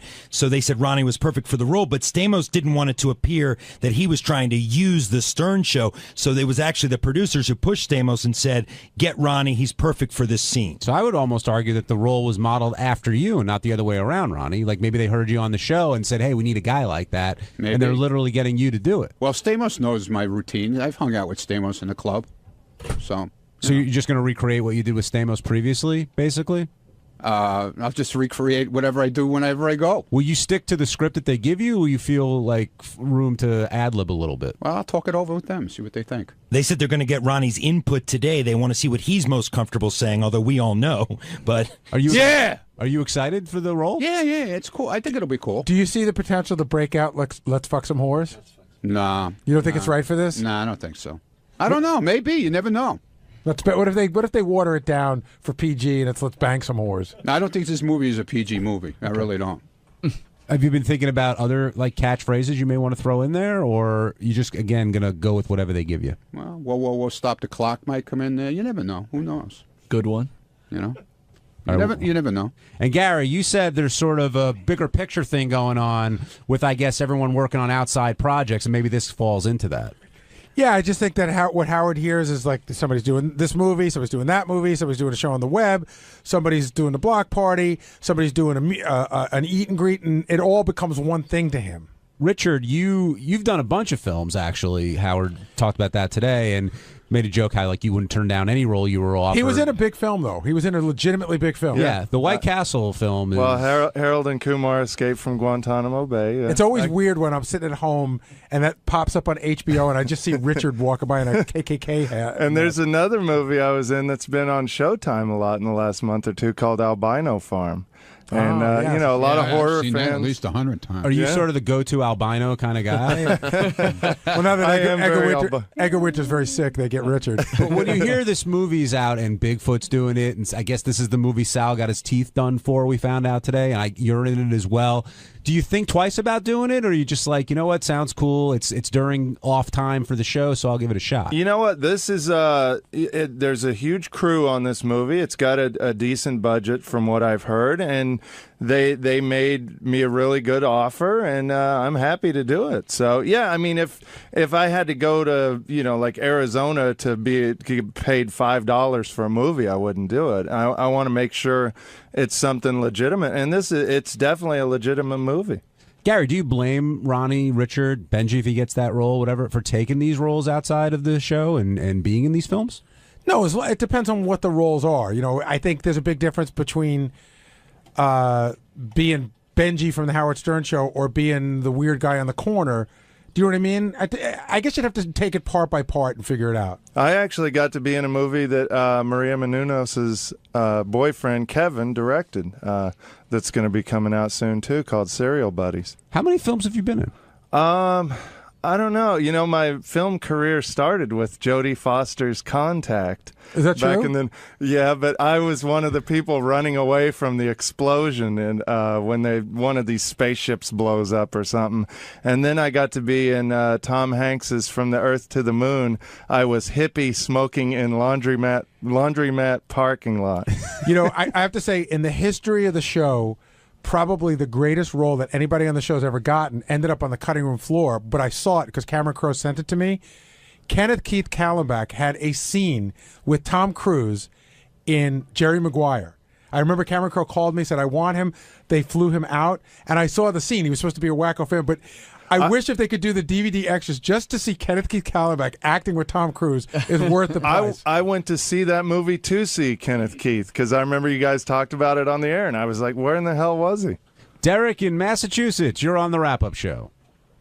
Hey, you guys will know this more than I will, but Howard seems to be pretty jealous, and guys like Ronnie and even Stuttering John, when he got his part, if he doesn't have anything to do with getting them those roles, he seems to be angry, and not just the roles, but the job for John. He seems to like take it as an angry, like he'll get Eric a job, Eric the midget or Eric the actor, and he'll help those guys, and that's all fine and dandy because he's part of it. But when these guys do these things, he just seems to be jealous and angry of these guys in this situation. I hope Ronnie's movie is a success. I'll go see it just because he's in it. Derek, I could tell you, just because I talk to Howard a lot, it absolutely 100% is not jealousy. That's not what it is. I know there was we had an incident one time where Wings, the show Wings, called Howard and asked Howard to be on the show. Howard said, no, I don't want to do that. I'm just, I'm protecting my brand. I'm not going to be on Wings. So unbeknownst to Howard, they turned around and they just called Stuttering John. And Stuttering John took the part. Now, whether John knew Howard had been offered or not, I don't think that was the case. But I know that when it came out, Howard was pissed. And his feeling was like, well, if I'm not going to do this, if I'm not going to put all this stuff out there, if I'm not going to sort of take every bit, but everybody around me does, in a sense, he feels that's tarnishing the brand. But that is probably more the explanation. Jealousy has zero to do with it. Ronnie, have you ever sensed any jealousy coming from Howard? No, come on. Are you kidding me? How can he be jealous of me? Are you kidding me? That's No. a great point. It is a great point. No, I just said that. It's a great point. Yeah, it is a great point. I just feel I always run things by him before I do anything. Has he ever told you no? Because I think running things by him could be difficult because he doesn't want to be the bad guy. I could tell when he'll give me like an answer like he doesn't think it's a great idea, but if you want to do it, right? You know what I'm saying? I wouldn't do it, but if you want to do it, that's fine. Right, and he didn't say anything about this. He did, with Stamos calling me, he thought, it was kind of strange. I thought it was, dude, like I said, I got the text message from John Friday night at 1:00 in the morning. So Ronnie came to me and he said, is this Stamos' number or somebody pranking me? I knew it was his number, but I thought maybe somebody got his phone because I know twice already he's lost his phone, and he has to get a new phone and change his number and everything. But I thought for sure this was something kind of scam. So, and he also asked me for Robin's address because he wanted to send us something, and I wouldn't give it to him until I talked to Robin, and I wanted to make sure it was him. You know what I'm saying? Right. Because I just wouldn't give it out Robin's address to anybody. If we thought somebody lost his phone or whatever. But then when they started calling me about all this, I knew it was legit. How do you approach Howard about it? I go to him and I just talk to him. But is it like I'm not afraid to talk to him. Are you driving at the time, or do you sit? No, usually if we're walking up in the morning in the elevator or whatever, I'll talk to him in the car. We both, I have no problem talking to him. It's 27 years, man. It's a long time. You don't hold anything back. You should know that, Gary. I hold plenty back. Jim in Carolina, you're on the wrap-up show. Hey, Ronnie, if you got offered a big movie role with a pretty good payday, but you had to quit Howard, would you do that? No, I've said that a million times. I wouldn't. He comes first no matter what. And I work all my schedules around anything that I do. I work around him where I'm there for him first, and then like with America's Got Talent, we had block party shows that I didn't attend because I had to be with him in Los Angeles or San Francisco. So he comes first no matter what, because if it wasn't for him, I wouldn't be where I am. So. Unless there's a guy that's going to suck your cock for $1 million. For that, you said you would ride off into the sunset. Yeah, well, I'd have to, man. How could I ever face the fucking people around here ever again? How do you juggle your schedule, Ronnie, now with the film roles, with Howard, AGT, the block parties? You're a busy guy. Yeah, well, it seems to work out where it's, it's on off days from the show, which is okay.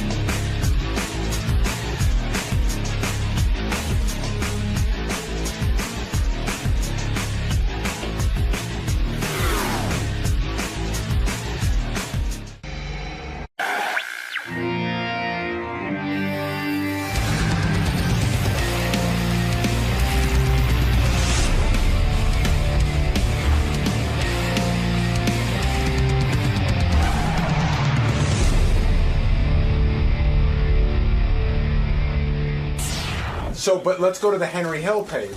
So, first of all, you should know, I'm listening to 1010 Wins this morning. They must be reading right off of TMZ, because they said, Henry Hill did this, he did that. And they go, in later years, he redeemed himself, and even was a frequent guest on the Howard Stern Show. That's what they say on TMZ.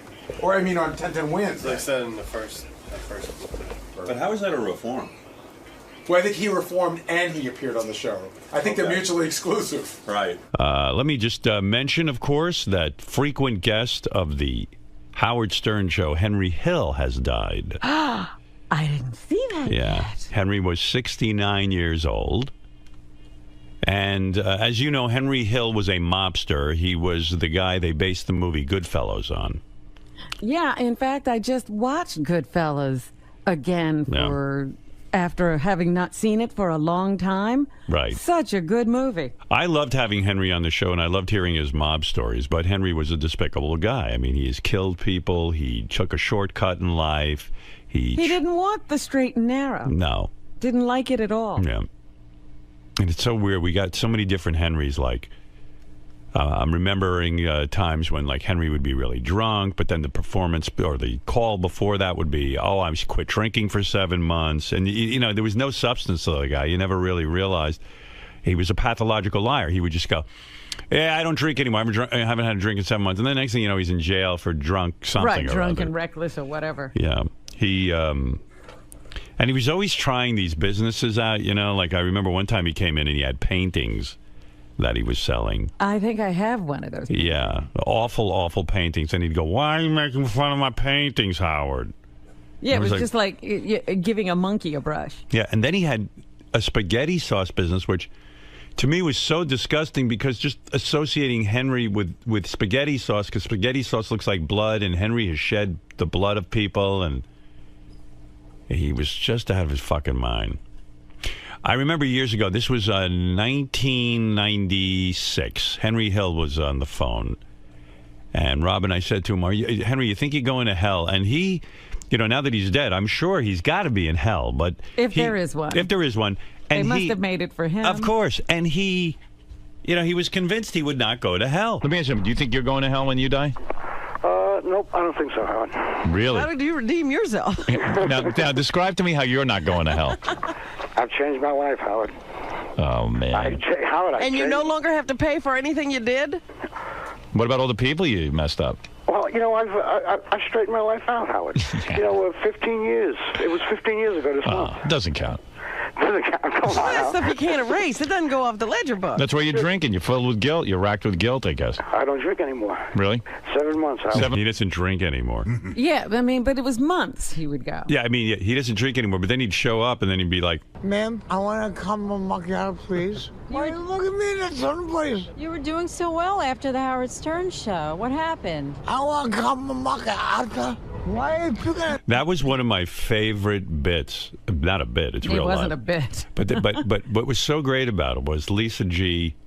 We were pretty new here at Sirius. She goes downstairs and she is trying to interview Henry Hill, and he's out front and he's laying in a planter, like vomiting on himself. And he keeps screaming over and over again, and it's hard to understand. He's saying there, I want a caramel macchiato from Starbucks. Right. And somehow, I guess Lisa wanted to hear a very drunk Henry Hill coming on to her. She goes, I'm disgusted with you. This man just said that he wanted to come on my shoulder. Yeah, she considered it sexual harassment. Right, and she said, Henry Hill said he wanted to come on my face. And I said, Lisa, he's saying he wants a caramel macchiato.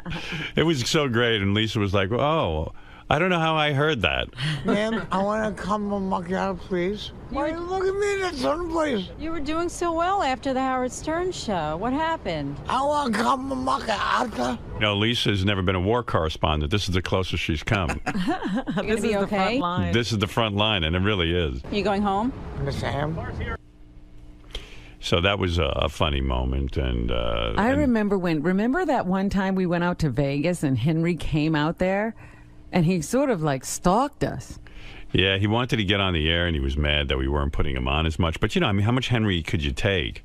Yeah, but he would go to the same restaurants we were having dinner in, and then he'd get a table and he would just stare. Yeah, and I would say to Henry, Henry, I do a radio show. Like, there's no other show in America putting you on. I'm the only one putting you on. So give me a break. It's not like I haven't done anything for you. That laugh. Henry, carrying on with this theme, I was like, hey, Henry, when you die, you're going to hell. And he, one time, I don't know, he was wasted, and I guess he was talking about some of the people he killed. Do you think you drink to forget all the people you killed? I got a trail of bodies. I'm going to give you a trail from Rockville Center Links. You got. Yeah, I know where Rockville Center Links is. You buried a body there? Yeah, 2 of them. 2 of them? Have you ever? He's laughing. That laugh. He buried 2 bodies on the Rockville Center Links golf course. Have you ever? And then we're going to start east, I guess. Wait, to Canarsie. Wait, Henry. You're saying you killed? There are bodies. You killed 2 people and buried them on the Rockville Center Links. Where? Yes. Where in the Rockville Center Links? What? What? The 4th hole. 4. The 4th hole? What is he? The 4th hole? What are you saying? The 4th hole? Henry. What? This is why Ray Liotta is such a great actor. He had that laugh down in that movie. Down perfectly. You know, even in the movie, when you're watching it, Henry never admits to doing anything besides robbing and stealing and burying the bodies after other people shot them or killed them. Right. But, you know, he's certainly willing to hang out with murderers. Yeah. 4th hole? The 4th hole. No, come on, be honest with me. Tell me where. Under the green. I swear to you. Under the green? Who were the 2 bodies? They were stockbrokers. Stockbrokers. They must have screwed him over in some deal. Right. They gave him money and they didn't make money for them. Then they killed them. Yeah, I mean, there's so many Henry moments from our show. I don't even know where to begin. And the other weird thing is, too, like, I mean, this is a guy who betrayed the mob. And there were so many questions, like, Henry decided to come out of witness protection. He decided that he was just going to live his life. And he didn't care that there were mobsters who were supposedly looking for him. He was like, fuck it, I'm living my life. I don't want to be in hiding anymore. And so, like, when you were with him, like Gary describes one time he was standing next to Henry at some appearance. Henry showed up, and he's like, Henry, I don't want to stand near you. If this is the day the mob decides to get vengeance. It was also 1994. Right, yeah, you didn't know. And you still didn't know. And, like, and you just wonder, like, who are the, like John Hein was saying to me, who are the people who decide to kill Henry, and who are the people who decided they didn't care about Henry anymore, you know? Well, I think everybody was either in jail or dead. Yeah, but at a certain point. But there's always still a mob. I'm sure there's a mob now. But well, no, they had really busted it up, and a whole new organization had to spring up, and they had no real ties to Henry. Mm-hmm. And that whole era that Henry was in was kind of taken apart. So, Henry, you think you're done for the day, or are you going to come back up?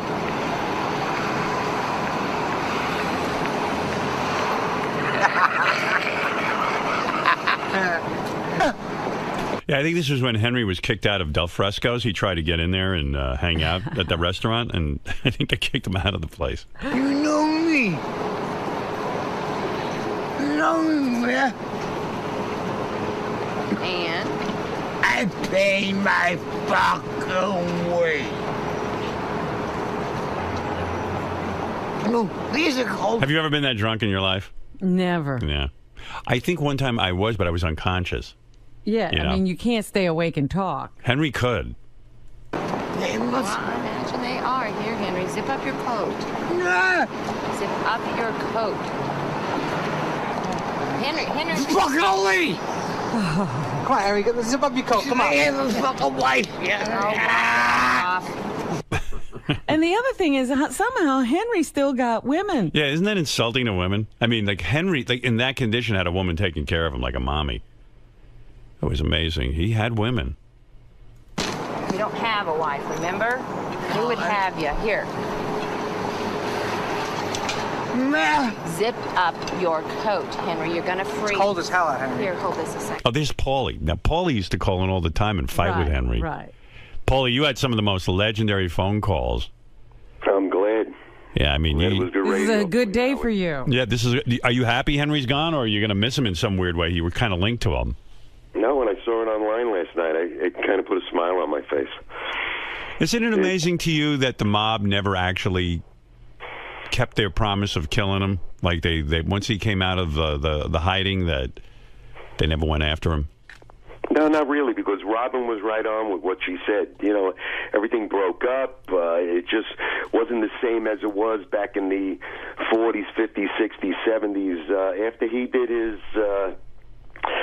ratting on everybody, everything just seemed to disband, and everybody kind of went their own way. Sure, there was still a mob, but wasn't as strong as it was. So Robin was right on. Paulie, why did you hate Henry so much? What was the thought there? Because he was a rat, right? Well, first and foremost, yes. Being a rat and a stool pigeon and a mutt, Henry never, ever killed anybody. Henry was a delivery boy. He was a gopher. Tommy would say, hey, go pick up our food down at Don Pep on Liberty Avenue by the racetrack, and that's what he would do. But Paulie, you would think that. So, in other words, when he wrote the book, or somebody wrote that book, and they based it on his life, you feel he embellished on the truth and made himself to be a bigger player in the mob than he really was. Absolutely. I mean, they glamorized Henry in that movie tremendously. But yeah, that's exactly it. They. Yeah, I mean, Henry, do you think Henry lied when he said he was in on the Lufthansa heist? Physically on it? Like, do you think he was actually a part of the heist? In the background, sure, maybe. Right. Yeah, he could have been. He could have made a couple of bucks on it, but not to actually physically go to the airport and steal the money. No, he was just around, and with you being around, you had some perks. And Tommy had money, and Jimmy had money, and if you're around the money, they're going to spread the wealth. Right. So he was a guy who really was immortalized in that movie Goodfellas, and made it seem like he was one of the big players, even though he wasn't full Italian. He would have been a big mob guy. Made man. He makes it seem that way. Yeah. So is there anything positive you have to say about Henry Hill's death? I mean, is there anything that you want to say about the man that you liked? Let me think for a second. No. All right, Paulie. There you go. Paulie, who called in every time Henry was on. Paulie was on. Yes. And Henry would go, hang up on this guy. Hang up on him. Legendary fights. Because he was afraid to hear the truth, and he knew I was the only one, and I think I'm the only one left who knew that crew, who hung out with that crew, who knew Tommy and Stax and Henry and the whole mishpucha, You wanted to fight him. I remember that. Absolutely, yeah. I thought we were going to put together a nice fight where I could just punch him right in his face. Yeah, Henry was up for a couple of rounds. Henry would say to me, "Okay, I'll do it," and I think he was sincere. He said he would fight you, but I was afraid. He never showed up. When I came to the studio, he was supposed to be there that time. I was interviewed, and it was just me in the studio alone, and it was a great time. It was a pleasure meeting everybody, but he just never showed, and I couldn't make it to Vegas that time he was there. So, I don't miss Henry. If somebody wants to hear something and get a good book out of something, I got a ton of stories and a ton of anecdotes that all right, Paulie. I would share. All right, thanks for calling in. Not because Henry's gone, but congratulations on your AGT, and Robin, feel better, and good luck to everybody. All right, Paulie, later. Thanks, guys. Paulie, who was Henry's arch nemesis, and it was really good stuff too. Gary. Yes. May I talk to you about eulogizing Henry Hill this morning? Yeah. I heard you mention the Howard, or I actually heard Howard say, and you guys go back and forth about how difficult it is to be respectful of a guest who's such a despicable person. Well, I mean, he probably was involved in the murders of people. That's something that you can never dismiss. Right. We put him on our show a lot, and he seemed to be remorseful about it. He was a very tortured soul. But yeah, it's hard to say.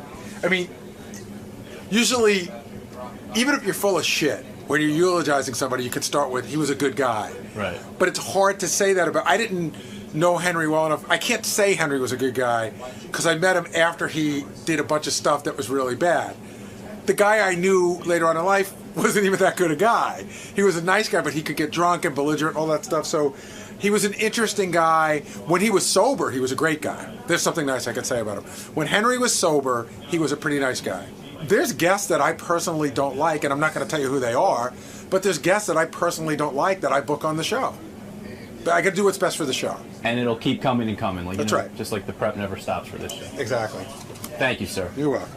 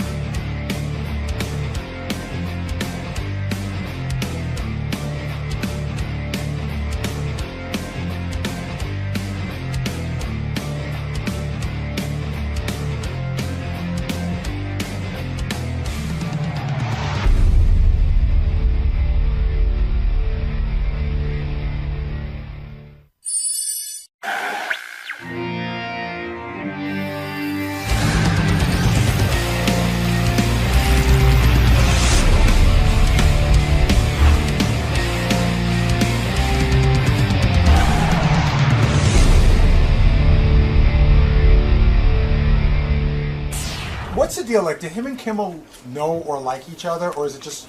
Yeah, are they rivals? Well, I'm wondering because like I know Jimmy hates Leno, and I know he loves Letterman. But where does he stand on? But I'd also like to know what Jimmy's take is. You should. Craig Ferguson? Do you like Craig Ferguson? Like, I don't know. It's a weird thing for me. Some of these late night guys like each other, even though they compete against each other. I know he's good friends with Conan. That's an interesting thing. Who are you good friends with? Who do you hate? And why? Yeah. And the other thing is, like, I wonder if they ever talk to each other. Like, has he ever called another talk show host for advice? Yeah, he called Leno. I called you too, right? He called me for advice. Yeah. Jimmy Fallon will be in here pretty soon. I'm anxious to talk to him. I saw a thing on the internet that was so good. I got to talk to him about it. They have, I don't know how you find the link. Maybe howardstern.com can put it up there. They're pretty good about that. But it's a link to his Saturday Night Live audition. When Jimmy Fallon, when anyone gets hired for Saturday Night Live, you have to audition in a room for. It's almost like America's Got Talent in Vegas. There's just like 5 or 6 people in the room. And no audience. No audience, and supposedly you never get any laughs, but you'll see on Jimmy's he does. It was Lorne Michaels laughing, but his audition was so incredible. What he did was, he did about 10 impressions or 15 impressions. But what he did that I loved is he kept them real short, and so you never got bored. Mm-hmm. And then he picked up his guitar and started doing some singing impressions. But again, just like little it almost looked like he was just ad-libbing them. It was a very relaxed audition. And as I'm watching it, about the first or second song, and I go, no wonder this guy got the job. I mean, his audition. If you ever want to see a tape on how to audition for Saturday Night Live, there can't be a better audition tape than this. Now, I don't know how that stuff gets out there, if NBC put it out or what, but it is fantastic. Maybe they're trying to show, maybe they've been getting a lot of bad auditions, and they thought, maybe we got to show a good Maybe, I don't know, but man, it was just incredible. And maybe I sensed a little bit of nervousness on his part in the beginning, but not really. I mean, he just seemed real confident for a young guy. Well, that's part of the trick of stand-up. Yeah. You got to be confident. Hey, Jimmy, is Jimmy here?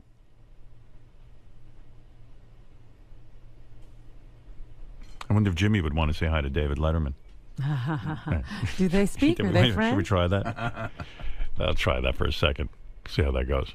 Jimmy Fallon is the host of Late Night. Is that his? What's the name of your show, Jimmy? Is it Late Night? What is the name of Jimmy's show? It is Late Night. Late Night, right? Yeah. It's Late Night. Hey, everybody. Hey, man. With all these shows, you could get confused. Real quick, do you want to say hi to David Letterman? No. No? You didn't hear him? You don't want to say hi to Dave? Yeah, I can say hi to Dave. Dave, are you there? Yeah, Jimmy, good morning. Hey, Dave, how are you? Dave is in Chicago. Good. He just was on our show. I thought because you're both late night hosts, you'd want to... Nice to be talking to one of the twins again. The twins? The twins. Jimmy Kimmel, Jimmy Fallon. Sure, I call them the twins. Yeah, What? You do. That's right. I do. Does he? The twins, sure. Yeah. Dave, just real Yeah. quick, because Jimmy's here. He's got limited time. I just Right. wanted to give you a chance to say, are you friends with Dave, or are you an enemy of his because you're with the Jay Leno camp and you're on NBC? No. I mean, if anything, we're friends. Yeah. You're friends. Yeah. I've been on the show a bunch of times. Jimmy says you're his friend. Right. Yeah, okay. I appreciate that. Anything you want to say to Jimmy?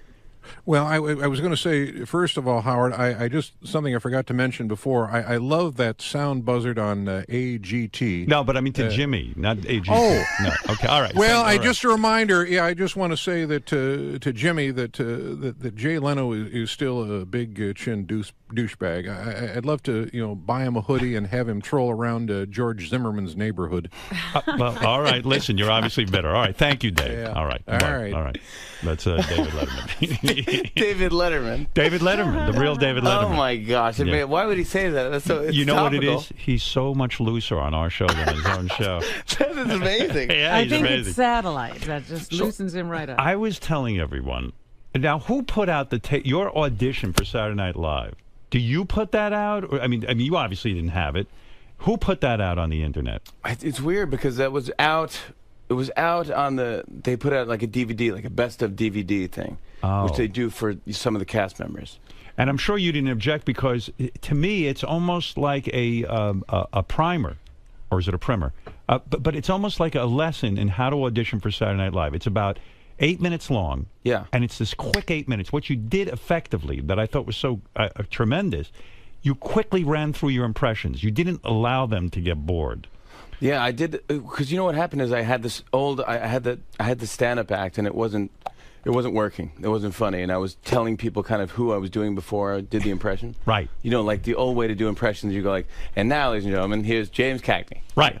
You dirty rat, and then you do the impression. So this one, I go, I'm not going to tell you who I'm doing. That's what I loved. You never once said, here's who it is, and either you got it or you didn't. Yeah, exactly. It's like, it's clearly I'm doing Bill Cosby. Do you remember, have you gone back and watched that audition? I just saw the outfit I was wearing on a clip, like on the web. I'm like, oh, because I didn't know what people. I thought you looked really handsome. First of all, you seemed more chiseled. You were younger, kind of. You were very thin. Wasn't as doughy. You weren't as doughy. What happened? I mean, he got comfortable. He got rich. Did you get married? Is that what happened? And you just got doughy. Before I got married, I just got doughy. I don't know what happened. I just got. But maybe that'll just keep me younger looking. It's funny you say that because I see a guy auditioning, and you look like one of these ripped kind of almost like a model type physique.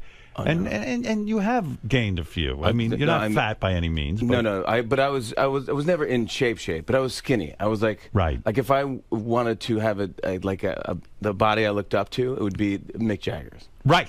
It wouldn't be. Me too. I don't want a giant. I don't want big muscles. I don't want Jersey Shore. I don't want Joe Piscopo. Right. I look at Mick Jagger and I go, boy, I'd like to be that thin. That's the dude. It seems that that's the one physique you can keep up because look at all those big muscle guys now. I cannot They're lose all weight. saggy. I used to be. Yeah, right. He actually looks pretty good. I used to be able to lose weight like that. Yeah. I just have.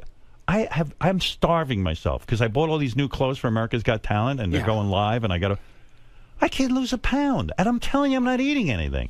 But that's the way to do it. But are you working out? Yeah, I go running. Yesterday, I was so fucking tired, and I go to Central Park. I'm running around like a lunatic. No, it's the dumbest thing. I'm downloading apps to make me run. And I go, this is the dumbest thing. I can't believe I'm downloading an app that says, go run. But do you run? I mean, no, do you actually I have do the it? app. You have an app? Yeah, I have an app that says run. Only the app could exercise for you. Should you start running... Then you would have the app and you'd be all prepared. And I guess you would log all your mileage and all that kind of thing. I had a treadmill. I bought a treadmill, which is a big mistake. Right. Because you never use it. It's the dumbest investment I ever had. It becomes a hanger for clothes. Right, it's very expensive. At one point I had that and I had a rowing machine because I heard rowing machine you get a lot of. Rowing is supposed to be great. So rowing machines both had dust on them.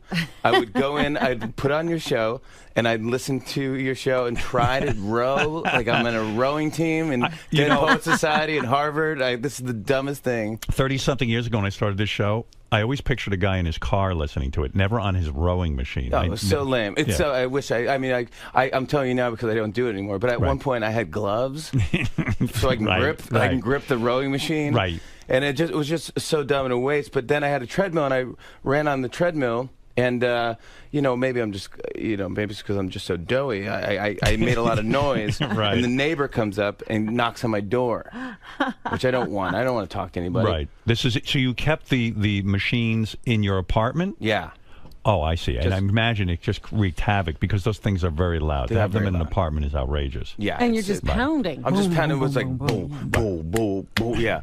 My aunt used to have a guy that lived above her in Brooklyn who used to chop up pills every morning. Right. And you could hear him, and that's was the alarm clock because he couldn't swallow his pills. And you go, that's her alarm clock. So I'm running on the thing, and I understand. Right. But it's not like I'm not up at like 6 in the morning pounding. Right. This is like 10. So what are you going to do if you're getting doughy? Are you cutting back on your calories? I don't know what to do. You don't. It's horrible. It's a thing I have to embrace because I don't know what to do. But I eat pretty well. Yeah. Do you? Yeah. Like, did you have a breakfast this morning? I had some oatmeal this morning. Oatmeal. That's it. That's Just oatmeal. good. That's good. Right? Yeah, but I'm normally not up at this point. Right. That's true. But so you'll eat a lot today. What time do you normally get up? Like last night, I had a Philly cheesesteak on the way back. I was on QVC last night. Yeah. Now I would think you would not go on QVC. Well, that it wouldn't be cool, so to speak. Well, that's why I just want to see what it is. Right. I want to go to this thing because I want to sell this record. All right. So you've got a new record out. Yeah. Why would you? If you go on QVC, I happen to know something about this. You've got to give them a cut of everything you sell, right? Yeah, well, I'm giving everyone a cut anyway. You are? I mean, NBC's getting more money than I'm getting for this. Because a lot of the stuff on the CD are performances that you did on television. Yeah. And so they have the rights to it. Yep. So they're going to get a cut, and QVC's going to get a cut. And and then the record label gets a cut, and then every guest star on the album. Why put it out? Where do you get money up front? How do you make any money with this thing? I really don't make it. The way I do it, I think in the future somehow I'll make money. Like more people will watch my show, or more people will know who I am, or what the things we do on our show. That is actually your strategy with your show because you're on late at night, 12:30 at night. Yeah. A lot of people don't get to stay up and watch it, and I know that you make everything available on the internet, and it's true. I mean, those clips do go viral and they go big. But then they have to take them down. What do you mean? Well, I think it's a Writers Guild thing. Right. Remember when the Writers Guild had the strike? They had a thing about internet rights and all this stuff. So we're only allowed to put certain sketches up for like 2 months. Oh, and then otherwise they'd have to be paid or something like that. Yes. And NBC doesn't want to pay for that, which is fine. But it's a bummer for the writers who want to see their sketches on it. But it is true. I mean, I really do. I see more of your show on the internet. Yeah, which a lot of people do, or in a taxi cab or something. Did you think when I appeared on your show the last time that I was overly rude to Mick Taylor of the Rolling Stones? Absolutely not. Was there any fallout from that? I mean, because I was kidding him about leaving the Rolling Stones, but I did it lovingly. I do love Mick Taylor. No, as I was leaving, I said goodbye to him and I gave him like a man hug, and he came in and he goes, I'm sorry about my friend over that. Next time I'd love to hear you talk more. So he wasn't upset with me, was he? No, not at all. He was a good sport. Great sport, totally laughing. Some people on my staff was like, that was pretty harsh. I was like, yeah, I got a lot of feedback where people said, wow, you really ripped Mick Taylor a new asshole. Oh, no, in fact, I felt like you guys had done that before. I had a disappointing moment with your show because I really enjoyed my last appearance. I had a great time. Yeah. But you and I broke into a song, a Rolling Stones song. We sang to the audience in the commercial break, and I had a feeling you would include that somehow. Or you can't include that because you don't have the rights to the song? Is that it? What happened there? There was no interest in airing that? I didn't want to air it. Why? Because you're now a judge of singing. Oh, yeah. But, I mean, I know I'm not a good singer. Yeah, but I don't want to put that out just since your debut. I thought that was a fun, spontaneous moment. I could put that up. No one told us that. I was ready to put it up, but I go, you know what? Maybe Howard doesn't want that. Maybe he doesn't want this. It was a commercial break. He's a singing judge now. I see. You were protecting me. I was trying to protect you. I so don't know from that. I don't protect anybody. I said, well, maybe he doesn't want that because now he's got to be telling someone, hey, you sing awful. You're a nice guy like that. You do protect your guests. I try to. I do up to a point, where it's like as much as I can. If you're going to be rude to me, then I won't do anything. I'm just like, I'll let you sing. It's like, fuck you. Yeah, exactly. What am I going to do? But it's like, I think for the most part, I'm happy you're doing the show, and it's all just kudos for me and our show. Who are you friendly with in terms of other talk shows? Let me get this, because the landscape, and I want you to be honest, I don't want you to be diplomatic. Yeah. I know you're friends with Jay Leno. You called him when you had to interview Obama. You got advice from him, as you said, and you got advice from me. And I got advice from Barbara Walters, too. Right. Yeah. But Conan is a close friend of yours, right? No. Oh. Yeah, I don't really... Not anymore? No, we were never close. Oh, I thought you were friendly with Conan. I'm friendly with him. Yeah, we're not friends. Did you not... Is he upset that you took over his whole time slot? No. But is he upset that you side with Leno in the big feud? Nothing to me. He's come on the show. I mean, there's no sense. I mean, I'm not really part of that whole thing. So. Oh, I thought you were friends with him. With who? With Conan. No, I'm friends with him. No, I'm not close. No. I'm not close really with any of the hosts. You're a hard guy to get close to. I've tried to hang out with you. It's impossible. You really want nothing to do with me. You really What did you say? You were telling us a story about how you thought you were with him and then he left you and went to somebody else? No. I ran into Jimmy when I was in Los Angeles, and he came over to the table, and we were eating together. He was having a smoothie, and I was eating a salad or something, and I was with my wife, and then he quickly got up after a while to leave, and it was because Lorne Michaels and a whole power table were waiting for him somewhere else. That power table converged. You are a very social guy. Beckham was there, yeah. Yes. Beckham was by the pool. Enjoying the water, Jimmy. Yeah, he didn't talk to me because you know me. How cool is that guy?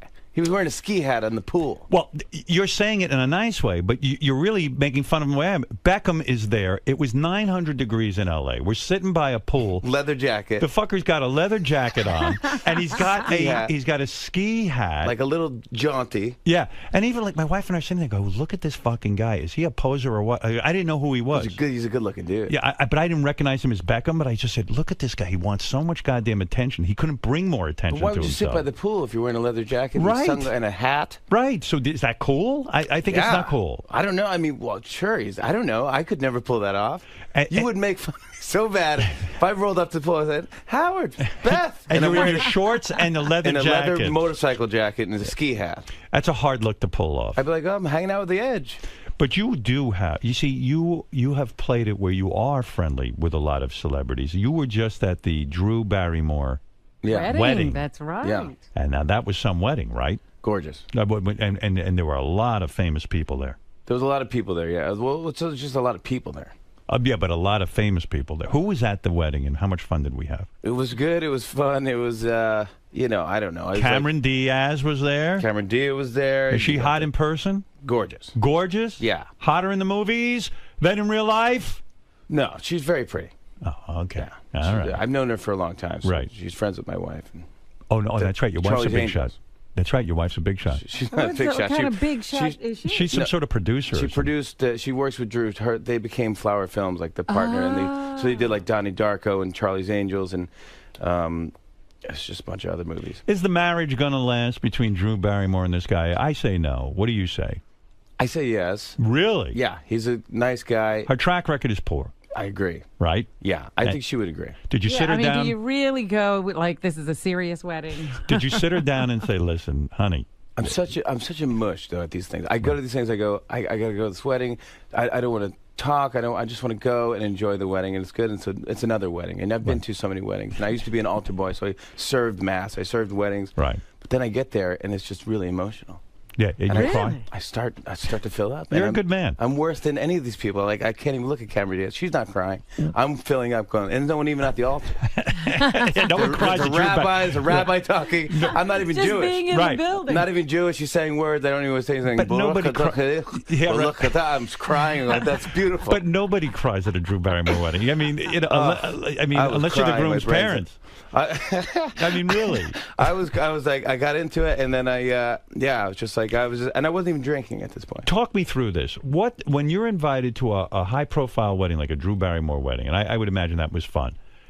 What do you get Drew Barrymore for a wedding gift? I mean, do you give her cash, or you just didn't even give her anything? Your mere presence. I didn't give her anything. I really didn't. Wow. But so fucked up. I got to ask Nancy. Maybe we did give her something. We had to give her something, right? I don't know. Yeah, you have to I have had to fun. travel. I had to travel. That's your gift. I mean, don't you hate that? It's the gift of you. When you have to, it's a destination wedding. Yeah. And you work for a living. Yes. So I have to take off of my work. Right. And fly to where you're getting married. And then give you a gift. And then if they get divorced the week after, I don't want the gift back. Right. I want my time back. That's right. I want my tears back. Yeah, exactly. All the emotion you vested in this thing. I really put a lot into this. But really, you do have to get a gift of some sort. I do, right? Yeah, But don't you have there's a window. I think Yes, there's a there window. Yeah, you have a year, right? 1 year. Ann Landers said it was 1 year. I read that column. Ann Landers. Religiously. Yeah, she said 1 year. So I have 1 year. Well, I'll work on something. Oh my gosh, I got her a present. You did? Yes. What'd you get her? Of course. What am I talking about? Go ahead. I got her a painting. Oh. Of her and Will. Will's her husband. Yes. I see. With there's this artist that my wife loves. Boussaint is her last name. I don't know, but she's like a folk artist, and she did like a heart with Drew, and it's a beautiful painting. You commissioned a painting for her. Yeah. Now, what does something like that cost? I mean, it's got to be expensive. I mean, Nancy handles this She stuff. handles it right. Good. That's why it's good to be married. Yeah, but that could be a weird kind of gift because if they don't like that kind of art. It's true. I know. I don't like, but I think my wife knows Drew enough. Oh, okay. But I mean, it's not that big. Is this the first Drew Barrymore wedding you've gone to, or have you been to others? It's the first one I've been to. First one you've been to. Yeah. And what about your wife? Has she been to others? She's been to a couple others. And in her opinion, did she say, gee, this is the nicest one so far? Or did she enjoy other Drew Barrymore weddings more? No, definitely she liked this one. She liked this one the best. This one was Isn't the that best. nice? This All right, was good. And then, you know what's funny? Because she loves to have a good time. Right. She seems like a lot of fun. Yeah, but she's pregnant now. Oh. So she is that well known that she's pregnant? Wedding. I don't know that anyone knows that. Yeah, people know that. You think so? Oh yeah. Maybe you just broke news. Oh, stop. Wouldn't that be great? No, it wouldn't be. It'd be no. I'm picturing her taking your painting and hanging it next to the painting your wife got her of Tom Green and Drew Barrymore. Like there could be a whole hall of husbands. Don't you think that'd be kind of cool? Yeah, like the Vatican. Yeah, right. Yeah, all those paintings. Whenever you marry a guy, you have all new paintings from the Fallons. No, but she had a band go up, and it was a fun. It was. I mean, she knows how to throw up. But great food. Right. It's good food. Which you know what happened is I don't look at the. Do you call it a menu when they tell you what's right? On Nah, but it's like a menu. Because right. you can't order off it, but right. it's telling you what's going to happen with the food. And I go, so I'm eating the salad, and I just want to eat because I don't want to get too drunk and just do something ridiculous. So and just want to go home early. So I'm eating in this salad and this thing, and then there's fried chicken. So I eat all this fried chicken. I eat like 4 pieces of. I never had more fried chicken. And don't you love when they serve something informal like fried chicken? It's so much better. Right. It was great. It's great. And then they go, well, here's the steak course. I go, oh, I can't because I just ate all this fried chicken. What am I at? One of those Brazilian places? Right. You ever been to those places? All you can eat? Yeah. Where you but it's all this different meat. Yeah, you have to flip the card over to tell them to stop. Yeah. I didn't know that you have to flip the card to red because I'm just going like, why do you keep offering me this meat? I guess I'll take it. I mean, I'm not going to waste it. But then I'm like it's like a Flintstones. It's gluttonous. It's ridiculous. It's like medieval times. It's like the Game of Thrones. Yeah, it's like Game of Thrones. Give me meat. Are you watching it this season? Oh yeah. I fucking love it. I dropped out. You dropped out I of dropped Game? out. Why? I don't know. I couldn't put up the second episode. I don't get this. In other words, there's too many characters, too much dialogue. It's 150 characters. It's like Twitter. It's like 140. There's Peter Dinklage is just getting blowjobs left and right. And I go, yeah. What world is this? What is this? And that's why it's TV, it's fantasy. Well, people at work, they go, no, this is the way it was back then. I go, it's fiction. That's right. It's a made-up world. What do you mean it's back like saying that's the way things are in Alice in Wonderland. You mean just be magic? Yeah, you eat a mushroom, you get things. Like, you're basing your fact on fiction. It's not even an argument. I can't even have this argument. So who's at your table at the Drew Barrymore? I mean, imagine a powerful table of wonderful entertainers all making jokes. And like you say, you got to be on your game almost because you can't get too drunk. There's a lot of heavy hitters there. Yeah, I was at Drew's table. Oh. So I was with Drew and Will and my goodness. wife Nancy. And Nancy had to get up and speak and say something. Is she articulate, your wife? Are you embarrassed? Did you help her with what she had to say? I didn't. I tried to, and then I tried to give her a joke. It just didn't work. What was the joke? Well, I was going to say a joke about something like that. I don't know why. She's just so nervous doing this. I don't know why I tried to give her a joke. I say, well, at the end, say, look, now that we're family, Jimmy wants to stay at your parents' summer home this summer because they have a great summer home in Maine. It wasn't even that funny going into it. That was a joke? Yeah. No wonder she didn't use it. What is that? I think she did use it. I think she did use it. So it's you, Drew. Yeah. Who else is at the table? Scarlett Johansson was there. Scarlett Johansson's at the table. No, it's not at the table. She was there. What's she wearing? They're all just look gorgeous. Everyone's dressed up. Nice but for the with wedding. the titties out and the whole thing, right? Yeah, sure, I guess. What do you mean, I guess? What, you're not a man? Well, I am a man, but what are you talking about? I don't know what that means. Titty dress. Well, they're flashing things. Girls always have their titties out at these weddings. I don't know. I didn't see You're that. such a polite guy. You won't even look at their titties. I didn't know. They wear those gowns, with the titties. I know you keep saying that, but I don't know what you're talking about. It's All a right. gown. It's a gown. All right. Yeah. And does Drew Barrymore wear white? Does she? She wore white. She looked beautiful. There was Virginal Chanel. white. Yeah. Chanel is Will's family's in. Oh, I see. So everyone wore Chanel. Cameron Chanel. Well, I'm happy for her, I guess. Yeah. I mean, why not? Why shouldn't I? I don't know if she's happy. She was great. She was super happy, and it was at her home. I was at so it was Montecito. I was in Montecito. But the mother's not. Drew Barrymore doesn't get along with. I know the mother. I used to have her on the show all the time. She was a firecracker. Yeah. But the mother doesn't get to go to the wedding, right? No. Wow. Oh. Yeah. I don't think she was there. I didn't run into her. You didn't see her walking Drew down the aisle? You would have noticed. No, I would have. You believe me? Yeah. You would have. I would have seen it. Sad, though, right? Is she outside protesting? I heard she holds up a sign and she goes, I'm against this wedding. I didn't see that either. No. Yeah, it's sad, right? Well, yeah, I guess so. I mean, it's a bummer. It's like you just, I don't know. I don't know the whole scoop, so. Right. You don't get involved that way. But this is a weird story. So I go to, my wife's getting ready for all the bridesmaids, and so I go out to lunch in Montecito. Right. I'd never been to Montecito. It's beautiful, right? I've never been beach either. place, Yeah. fine. Right. And so I go there, and I walk to this place. I go, well, maybe I'll just sit down. I'll have something to eat, and I'll get a glass of wine or whatever. Drink in the afternoon. I don't care. I got nothing to do. Right. So I go in. I go to this place. This guy comes over. He goes, what would you like? And I look at the thing. I go, hey, buddy, I'd like to get this white bean salad or something. And then he goes, and then a pizza and a glass of wine. He goes, all right. I go, No wonder you're buddy. doughy. With that, you ordered a pizza, a white bean salad, and wine? It's a lot of starch. Maron, that's a lot of calories. But go ahead. All right. So I can lose weight then, I can tell you. That's right. Cut out half the Go ahead. starch. So anyways, I go, so the guy, I go, I'm sorry to keep calling you buddy. What is your name? So he goes, my name's Josh. I go, okay, Josh. Thanks, buddy. Thanks, Josh. Right. So he leaves. He comes back. He brings the white bean salad and the wine. And it looks like there's mayonnaise on the white bean salad. You don't want that. I hate mayonnaise. Right. And it's 90 degrees outside. Right. So it's like hot mayonnaise. So I'm just sitting there and I'm drinking my wine waiting for Josh to come back. Right. So he finally comes back and I'm halfway through my wine and I go, I don't want to get hammered.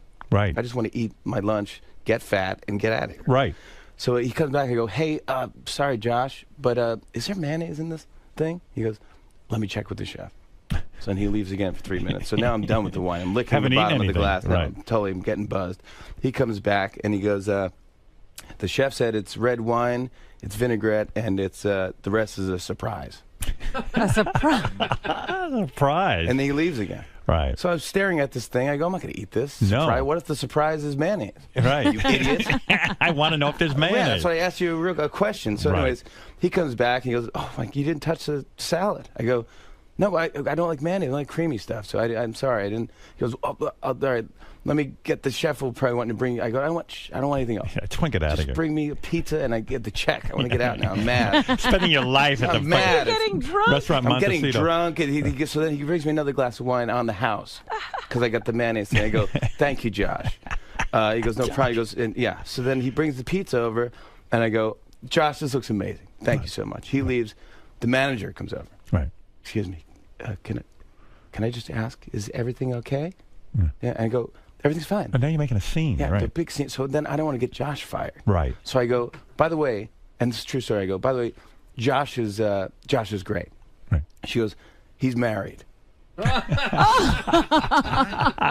I'm hammered. Yeah. I'm hammered. Right. But she thinks I'm hitting on the. I never Oh see my- Josh again. He leaves. Oh, my God. He thinks I was hitting on him. Oh, my God. I go, this That's is a amazing. nightmare. Maybe you give off that vibe a little bit. Like a little. Because you're gay- such a nice... You do have a little bit of a gay vibe. Too much. A gay vibe, effeminate. I used to think sometimes you were gay. Yeah. I've had that thought. I had this whole imaginary life for you that you married, but your wife's a beard, and you go over to Lorne Michaels' table and you're staring at Beckham. And no, you know what it is? Because you're a nice guy.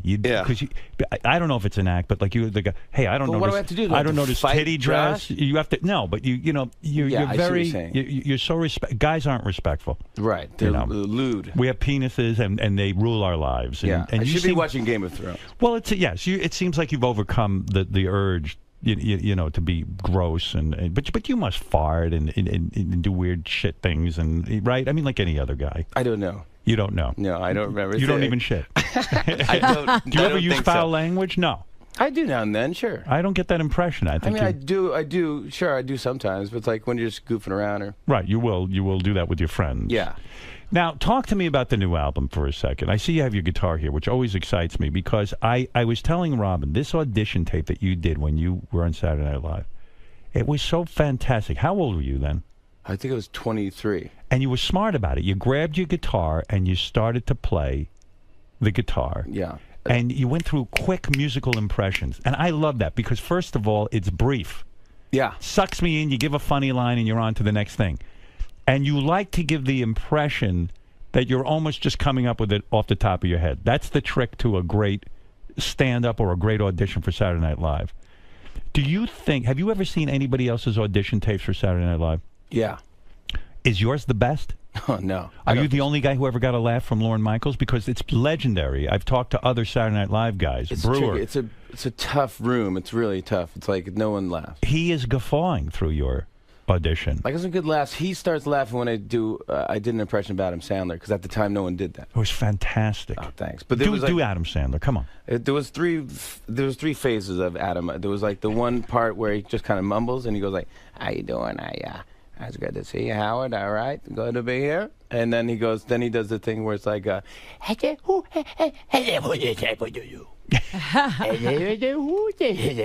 then the third part is where he goes like, he yells and you're just like, "Shut up!" So I just did the mix of all three, and I actually called Adam Sandler before I did that. You did? Because you want to be respectful? Yeah. Whoa, that's why people think you're gay. Is that why? You're too respectful. I should have said, "Hey, how about those titties?" Yeah, you should have titty dress. Hung up the phone. I'm beating off. And hung up the phone. Funny enough, Adam Sandler was almost here today. Now, Adam Sandler and I have a weird background. We don't talk, and I was critical of some of his movies, like no one else was. Oh, he didn't. Were you once on a plane with Adam? Yeah, we didn't talk to each other. Didn't speak. It was incredibly awkward. But I had heard that he was maybe coming in this morning. I was excited. He's the nicest dude. That's what I hear. Ever. Oh, he doesn't care if you don't like his movies? Well, he seems to care. He stays away from here. I was very excited to get past all of that. He's absolutely one of the funniest humans on the face of the earth. Yeah, and there's many things I think he does that are funny, hysterically funny. Me too. But, listen, I got to be honest if I don't like a movie. I don't do that. How did you, when you say you reached out to Adam Sandler before you auditioned for Saturday Night Live, how do you even know to get to him? Because wasn't he already on Saturday Night Live? He was a big star. How did you know him? My manager at the time, Randy Siegel, used to work at Burlstein Gray, and she knew Sandler on his way out. Right. So she knew him. So she called Adams and said, "Hey, my client Jimmy, who you met once before, I think he saw me at the Improv in L.A. Right. And she said he wants to do an impression of you for Saturday Night Live. Are you cool with that?" And he's like, "Sure." He's like, "Does he want to do it for me?" Like, "You can call me and do it for me." So I go. So I called Tim Hurley. He actually was his writing partner. Right. Talked to Tim. Tim goes, "All right, here's Adam." Adam got on the phone. He's like, "Hello, how you doing? Hey, Jimmy?" I go, "Yeah, this is Jimmy." He goes, "All right, you gonna do an impression? You're gonna do do the impression on me?" No, he didn't. So he said, you got he said, "Do it for me. Let me hear it." So I did the whole thing. And he starts laughing. He goes, "I love it. It's great, kid. Go hit a home run. Go do it." What if Adam had said no to you? Would you have not? I mean, that probably got you a job on Saturday Night Live and changed your life. You would have said, "I'm not doing it." I probably would have done it anyway. You would have done it anyway. And then I would have said, hey, you would give me a break. You're right. Sorry. Yeah, because it's one of your best things. Yeah, that was my big thing. It was my closer, I think. I'm trying to remember what else you did on the audition tape. It was seamless. It was... I did that, and I'm trying to get did Seinfeld. I mean... Because Seinfeld was dead on. That is not as easy, because I do, hey, but it doesn't really sound like Seinfeld. You had every inflection down. I had him on the show, on Saturday Night Live, we did a bit where Jerry came on the show, and he brought his impression, he changed his impression to match my impression, because it was a little off. Right. So I was talking about the Gap, and how they had these new, like, it was almost like culottes for men at the Gap. It's called like beach pants or something. So they go, what are these beach pants? Who wears these things to the beach? What kind of a place is the Gap? And he goes, pocket tee? Thanks, Gap. What? You'll refold it? This place is great. They refold your clothes if you don't want them.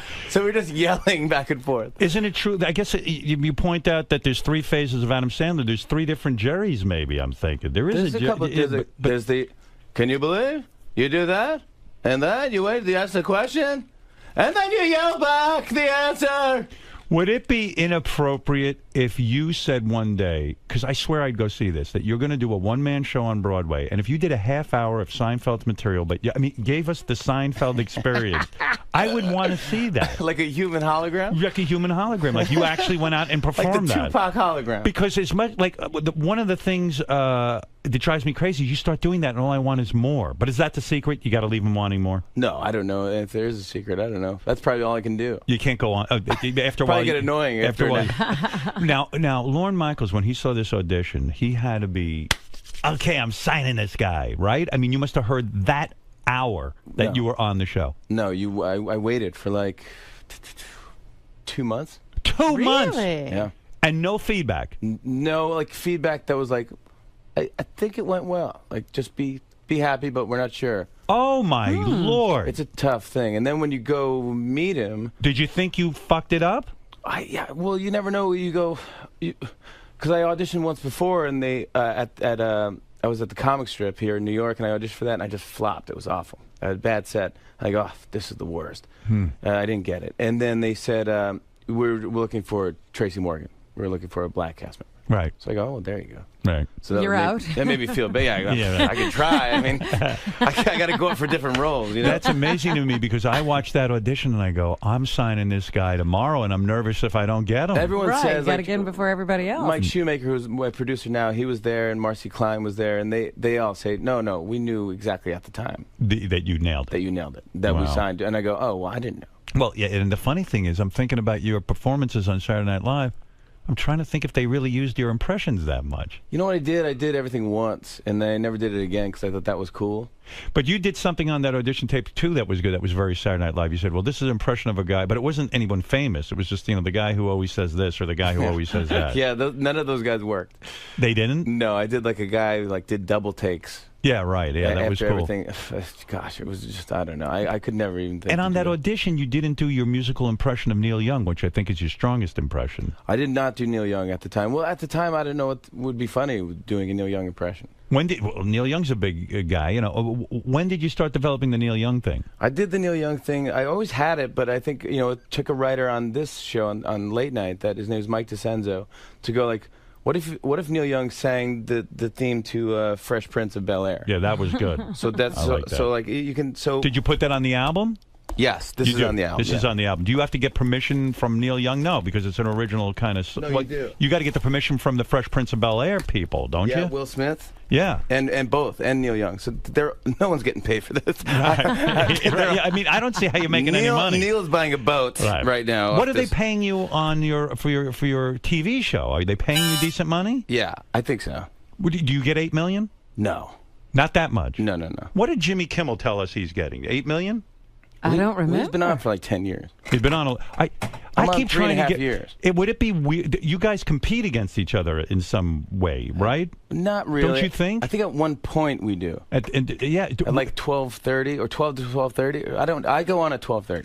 He goes on at 12. Yeah, but I keep wanting to get you guys together. But I'm wondering if that would be weird in some way. Oh, we've hung out. Oh, you have hung out. He's he's a super nice guy. Oh, you like him? I love him. You don't feel competitive with him? I could care less. Really? Why?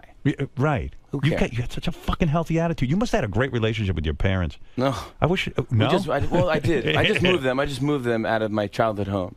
Oh, you did? They moved to Bronxville, New York. Oh, yeah. You had to sell the house and you were trying to get someone cool to buy the house? I wanted somebody cool to buy it because I don't want I don't know what's going to happen with somebody. You feel attached to your childhood house? Kind of, yeah, a little bit. What did the house sell for? It didn't sell. Oh, it's still for sale? Still for sale. Where is it? It's in Saugerties, New York, which is upstate by Woodstock. And oh, yeah, forget it. You're going to hold on to that thing for the next 10 years. Yeah, I'm up. Nobody's looking in Saugerties. And you got a stipulation that they be cool. Forget it. Yeah, exactly. And then it's like, exactly, it's a double. Now, people tell me by cool you mean white people. Is that true? You're a racist? Horrible racist? That's basically what I'm saying. What is it, Gary? I was reading an interview with Jimmy in Rolling Stone, and I thought he was insinuating that his parents were like sort of super protective. Overly protective? They were, yeah. Very too much? My grandfather was a cop from Brooklyn, so my mom had an overprotective childhood. So I think me and my sister weren't allowed. She was my best friend, and we weren't allowed to. We didn't have friends. We just kind of hung out with each other in the backyard. As a result, are you very afraid of the world? Because you strike me as a guy who'll get on a plane, you'll go to California, you go here, you go there. You're sucking the world in. I think I'm interested in that stuff. Because I didn't have that growing up. Like, I love to read Outside magazine. Right. Because I would never do half the stuff in this magazine. See, a guy crosses a crevasse. I'm a very fearful person, so I don't go anywhere. Last night I went to dinner with a couple.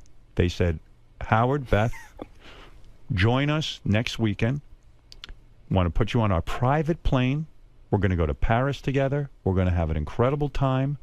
And they spelled out what we're going to be doing, blah, blah, blah. And I looked at my wife and go, oh, my God, Paris is a terrible place. And I don't want How do I say no? I mean, how do I say no to this? This is something everyone in the world should experience. This is like an episode of The Bachelorette. It sounds like filled with danger. Yeah, because it's a private jet? No, because it's just Paris, I just want to be foreign home. land? Yeah, I just want to be home with my dog and, you know. Yeah, it's I like going home. Yeah, you like that too? I like going home. I know my wife. I know she's gonna be like, right. Yeah. We watch the same things. We eat the same stuff. Yeah, I got my food. I got my routine. I barely have enough time to relax. So when I get home, it sounded like a nightmare to me. No, it's just too much work. Too much work. Because you got to reinvent. You got to relive. You go, I don't know how to live here. But a normal person would never turn. Like Robin would be on that plane tomorrow. Absolutely. I mean, a private jet, and this guy's top of the line, and they got rooms and the whole thing. I can't be bothered. Yeah, me too. It just doesn't interest me. Doesn't interest me. I'd rather, seriously, I've heard you say this on the show, but I'd rather sit and stare at a wall. Yeah. And just stare at nothing. Just sit there and go like, this is fantastic. You know what excites me? And this is the sickest fucking thing in the world. You know what I'm doing on, I think it's Thursday or Friday. I forget. I have a coach coming to my house to teach me how to organize.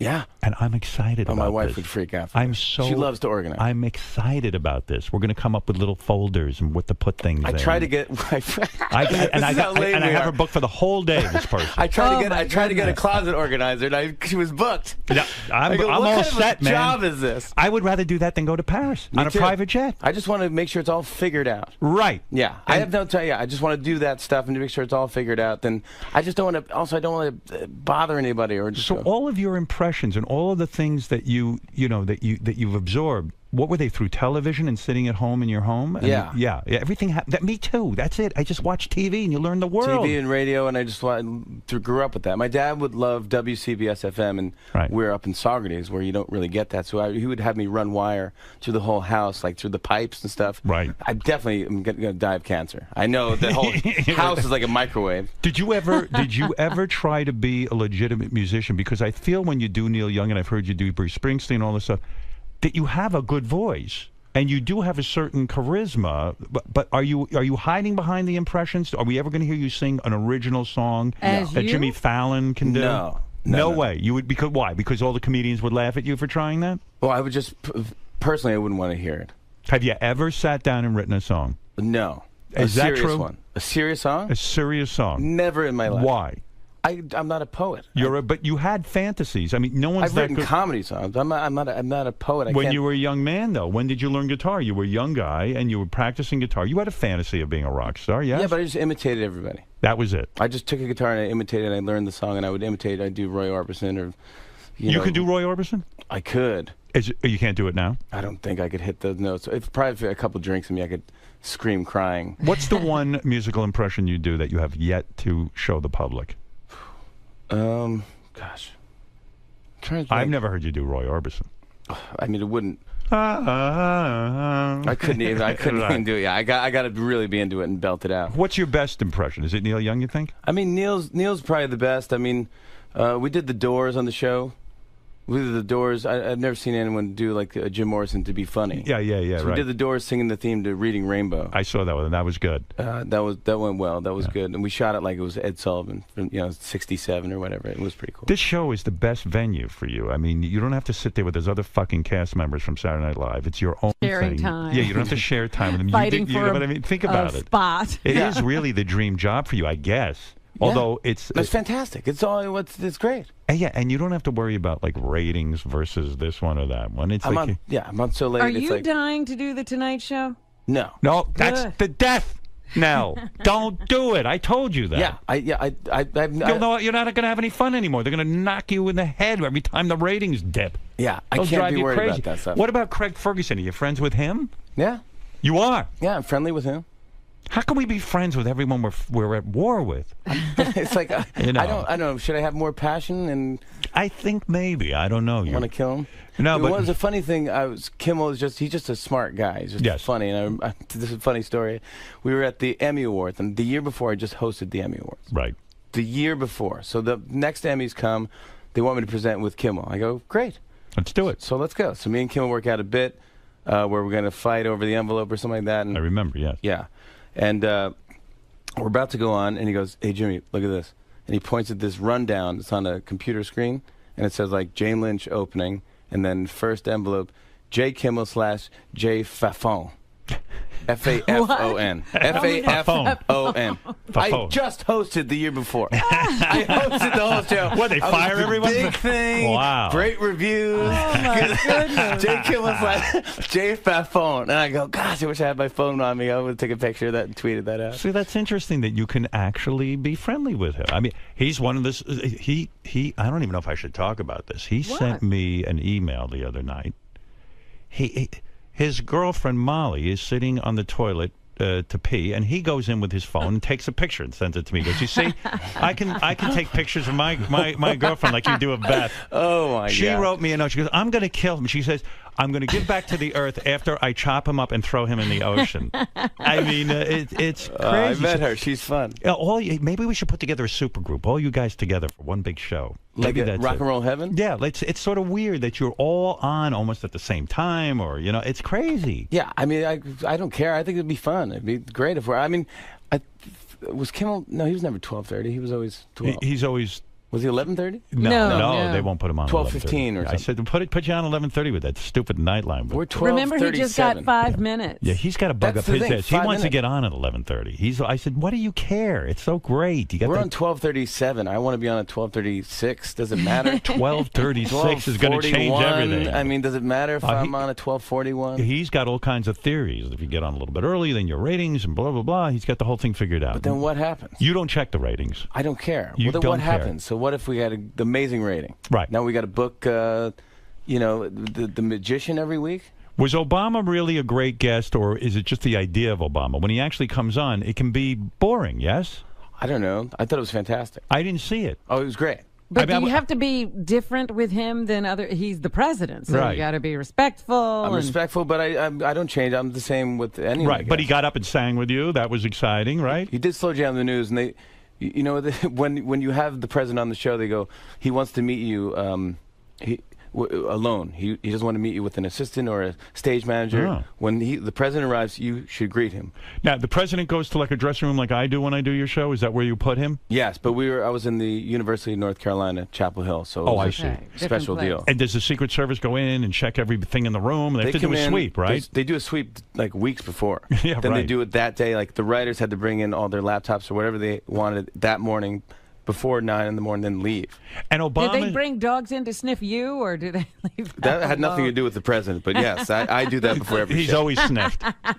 People just love it. Yeah. And dogs love it. But the president says, rather than have my Secret Service in the room with me, rather than have an assistant with me, I want to be alone with you. Yeah, I just want to greet. I want to be greeted alone so I can say hi alone. Wow. What do you think's up with that? Like, why? I think it's a protocol thing, a respect thing, I guess. Now, are they nervous you might go berserk and beat up the president or get it? I mean, like, seriously. Maybe it makes it a bigger deal. I don't know. Maybe it makes it like it's official. Who tells you that the president wants to be alone with you? 10 people. 10 people? Yeah. And they go, oh, this is very, very... We can't go with you. I go, can my wife go? No, she stays in a separate... She stays 40 feet away or something like that.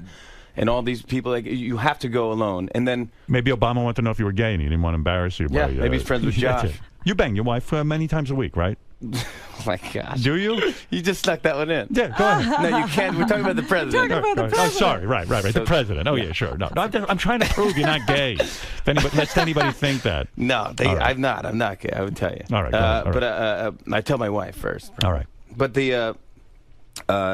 what happened was they go, you have to meet the president by yourself. So I said, okay. So I had one of those signs printed out that the limousine drivers carry at the airport. With your name? Yeah, it was President Obama on it. And the limousine waving at him. But are you nervous that you're going to go in there alone? Yeah. I would be. Like, yeah, it's kind of weird in a way. Because I don't know what happens. So what if he says, like, I'm going to announce World War III? Right. So you walk in. So he comes out. I go. I was waving. I did the joke, and I go, "Hi, I'm Marcus. I'm your escort tonight. You want a water or anything? Let me know." He starts laughing. He goes, "Okay, this is gonna be fun. We're gonna slow jam the news." He goes, "Where's your wife, Nancy?"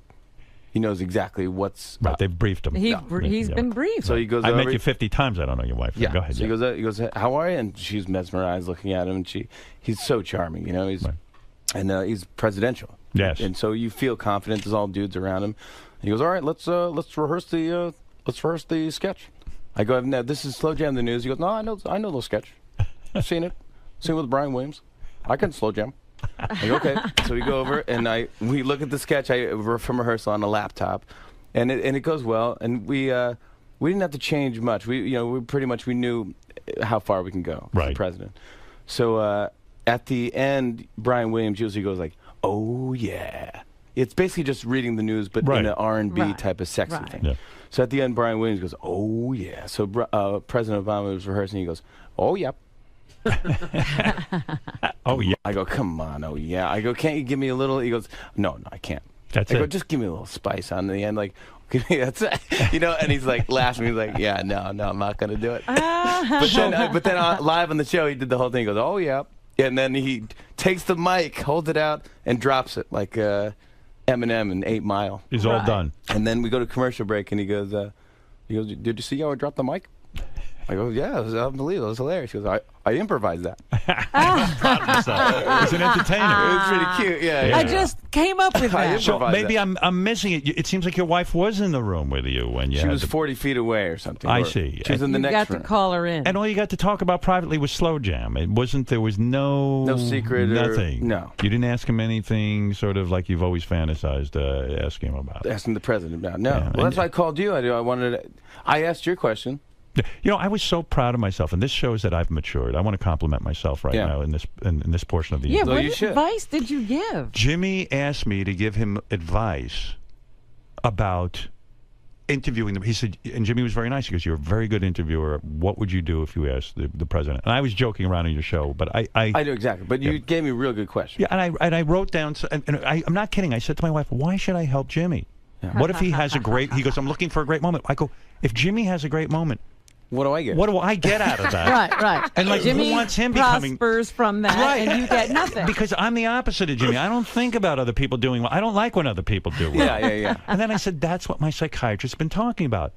It doesn't take anything away from me. It's an honor that Jimmy would ask me this. So I said, I'm going to overcome the shit inside of me, and I'm going to write Jimmy this note. You're going to really think about it. And then I started writing questions, and I sent them to Jimmy. And then all of a sudden I had more questions. I said to my wife, maybe I'm going overboard with all these questions that I would ask the president. I mean, I'm being too helpful. But then I said, you know what? Again, I'm going to send Jimmy all of the questions. And I did. And I don't know that you used any. I did. I used one. I asked him. It was a great question. I said, eventually, because they didn't announce Mitt Romney yet. Right. But basically, it's in the bag. So I go, well, you're probably going to be running against Mitt Romney.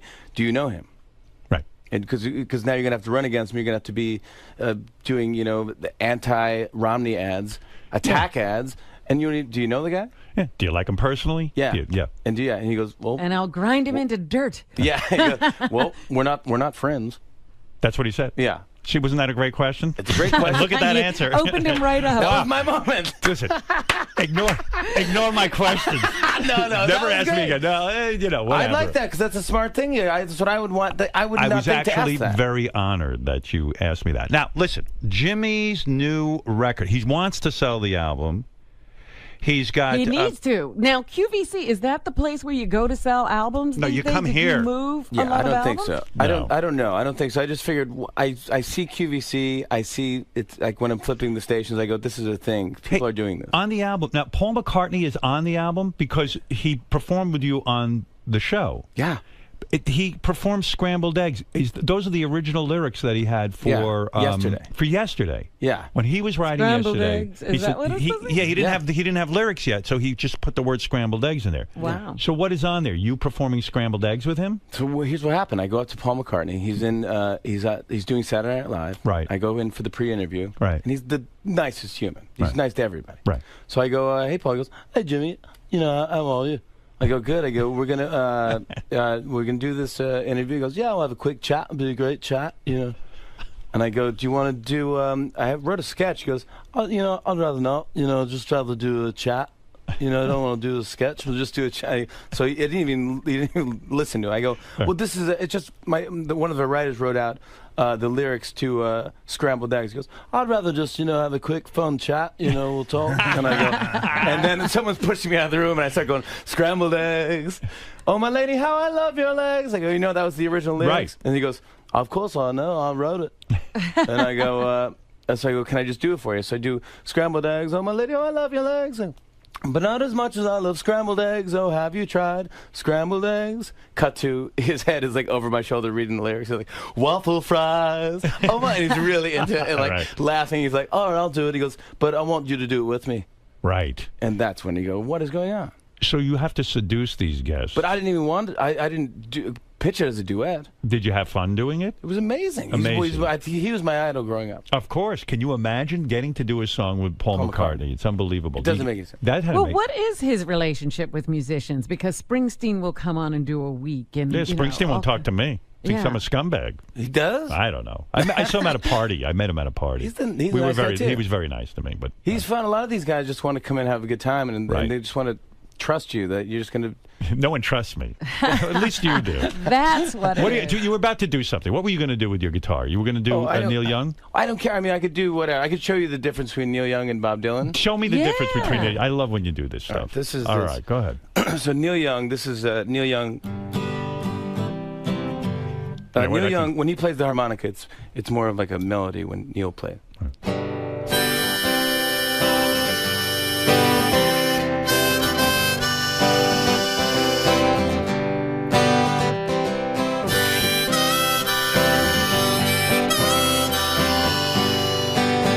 So that's basically Neil Young. I was on your show one night when you were doing some impression. I don't remember what it was, but I was so bummed because that meant you had to stop down and take like 20 minutes to get into your makeup, and I go, oh, get me the fuck out of here. I'm sorry about that. Jimmy's doing an impression, and that means I got to be here 20 minutes longer. I had to change. Yeah, I did Bob Dylan then. That you did Bob Dylan. Now, what is the difference between Neil Young and Bob Dylan? I think Bob Dylan, when he plays the harmonica, he just hits the highest note on the harmonica and just blows the shit out of it. Right. That's all he does. Same technique. Yeah. So Bob Dylan comes on our show and he does the song, and he plays the harmonica. It's just the highest and the loudest.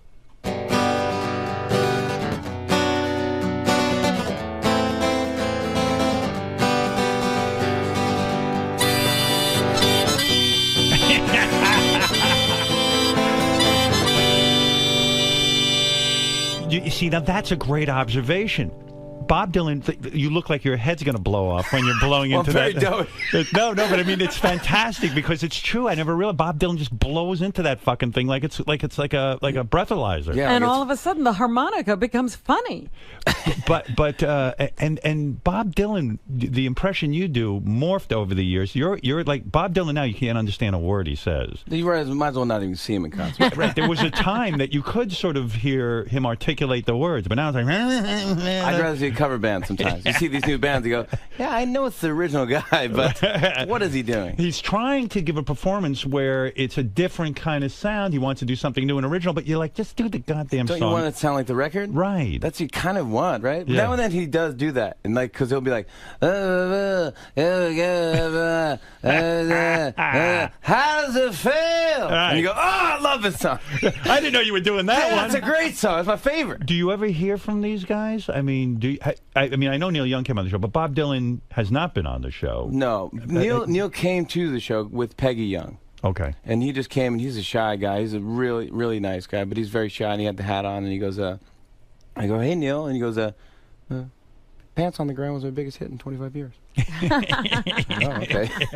Well, way to speak up, dude. Yeah, but that's cool for him to say that. I was like, and so he's into it. We had to run it through Bowie if we wanted, because we did the Tim T. Bowie. Yes. It's Tim Tebow and David Bowie meshed and became one human. How much do you love Bowie? Like you seem to love the ones. I love Neil Young. I love Bowie. I talk about Bowie. Dylan, I love the Doors. I love all those guys. Bowie's another guy. He's morphed into like 30 different guys, because when he used to do Starman and when he was Ziggy Stardust, it was a la la la. Yeah, higher voice. Right. Now, then he goes down. Now he just does kind of that type of thing, and like Elvis Costello has changed too. He has. Elvis Costello used to start off, he'd be like, and then now Elvis Costello's like,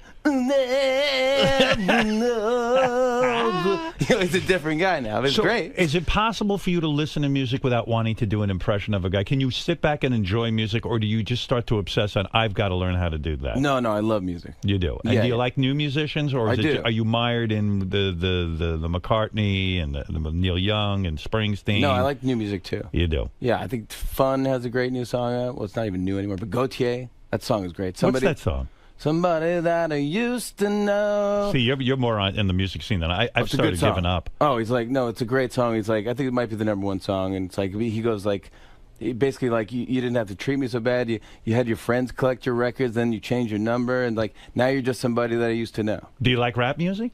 I like rap music. Okay, I feel like it's getting kind of old for me. When the Roots, you had Michelle Obama on the show.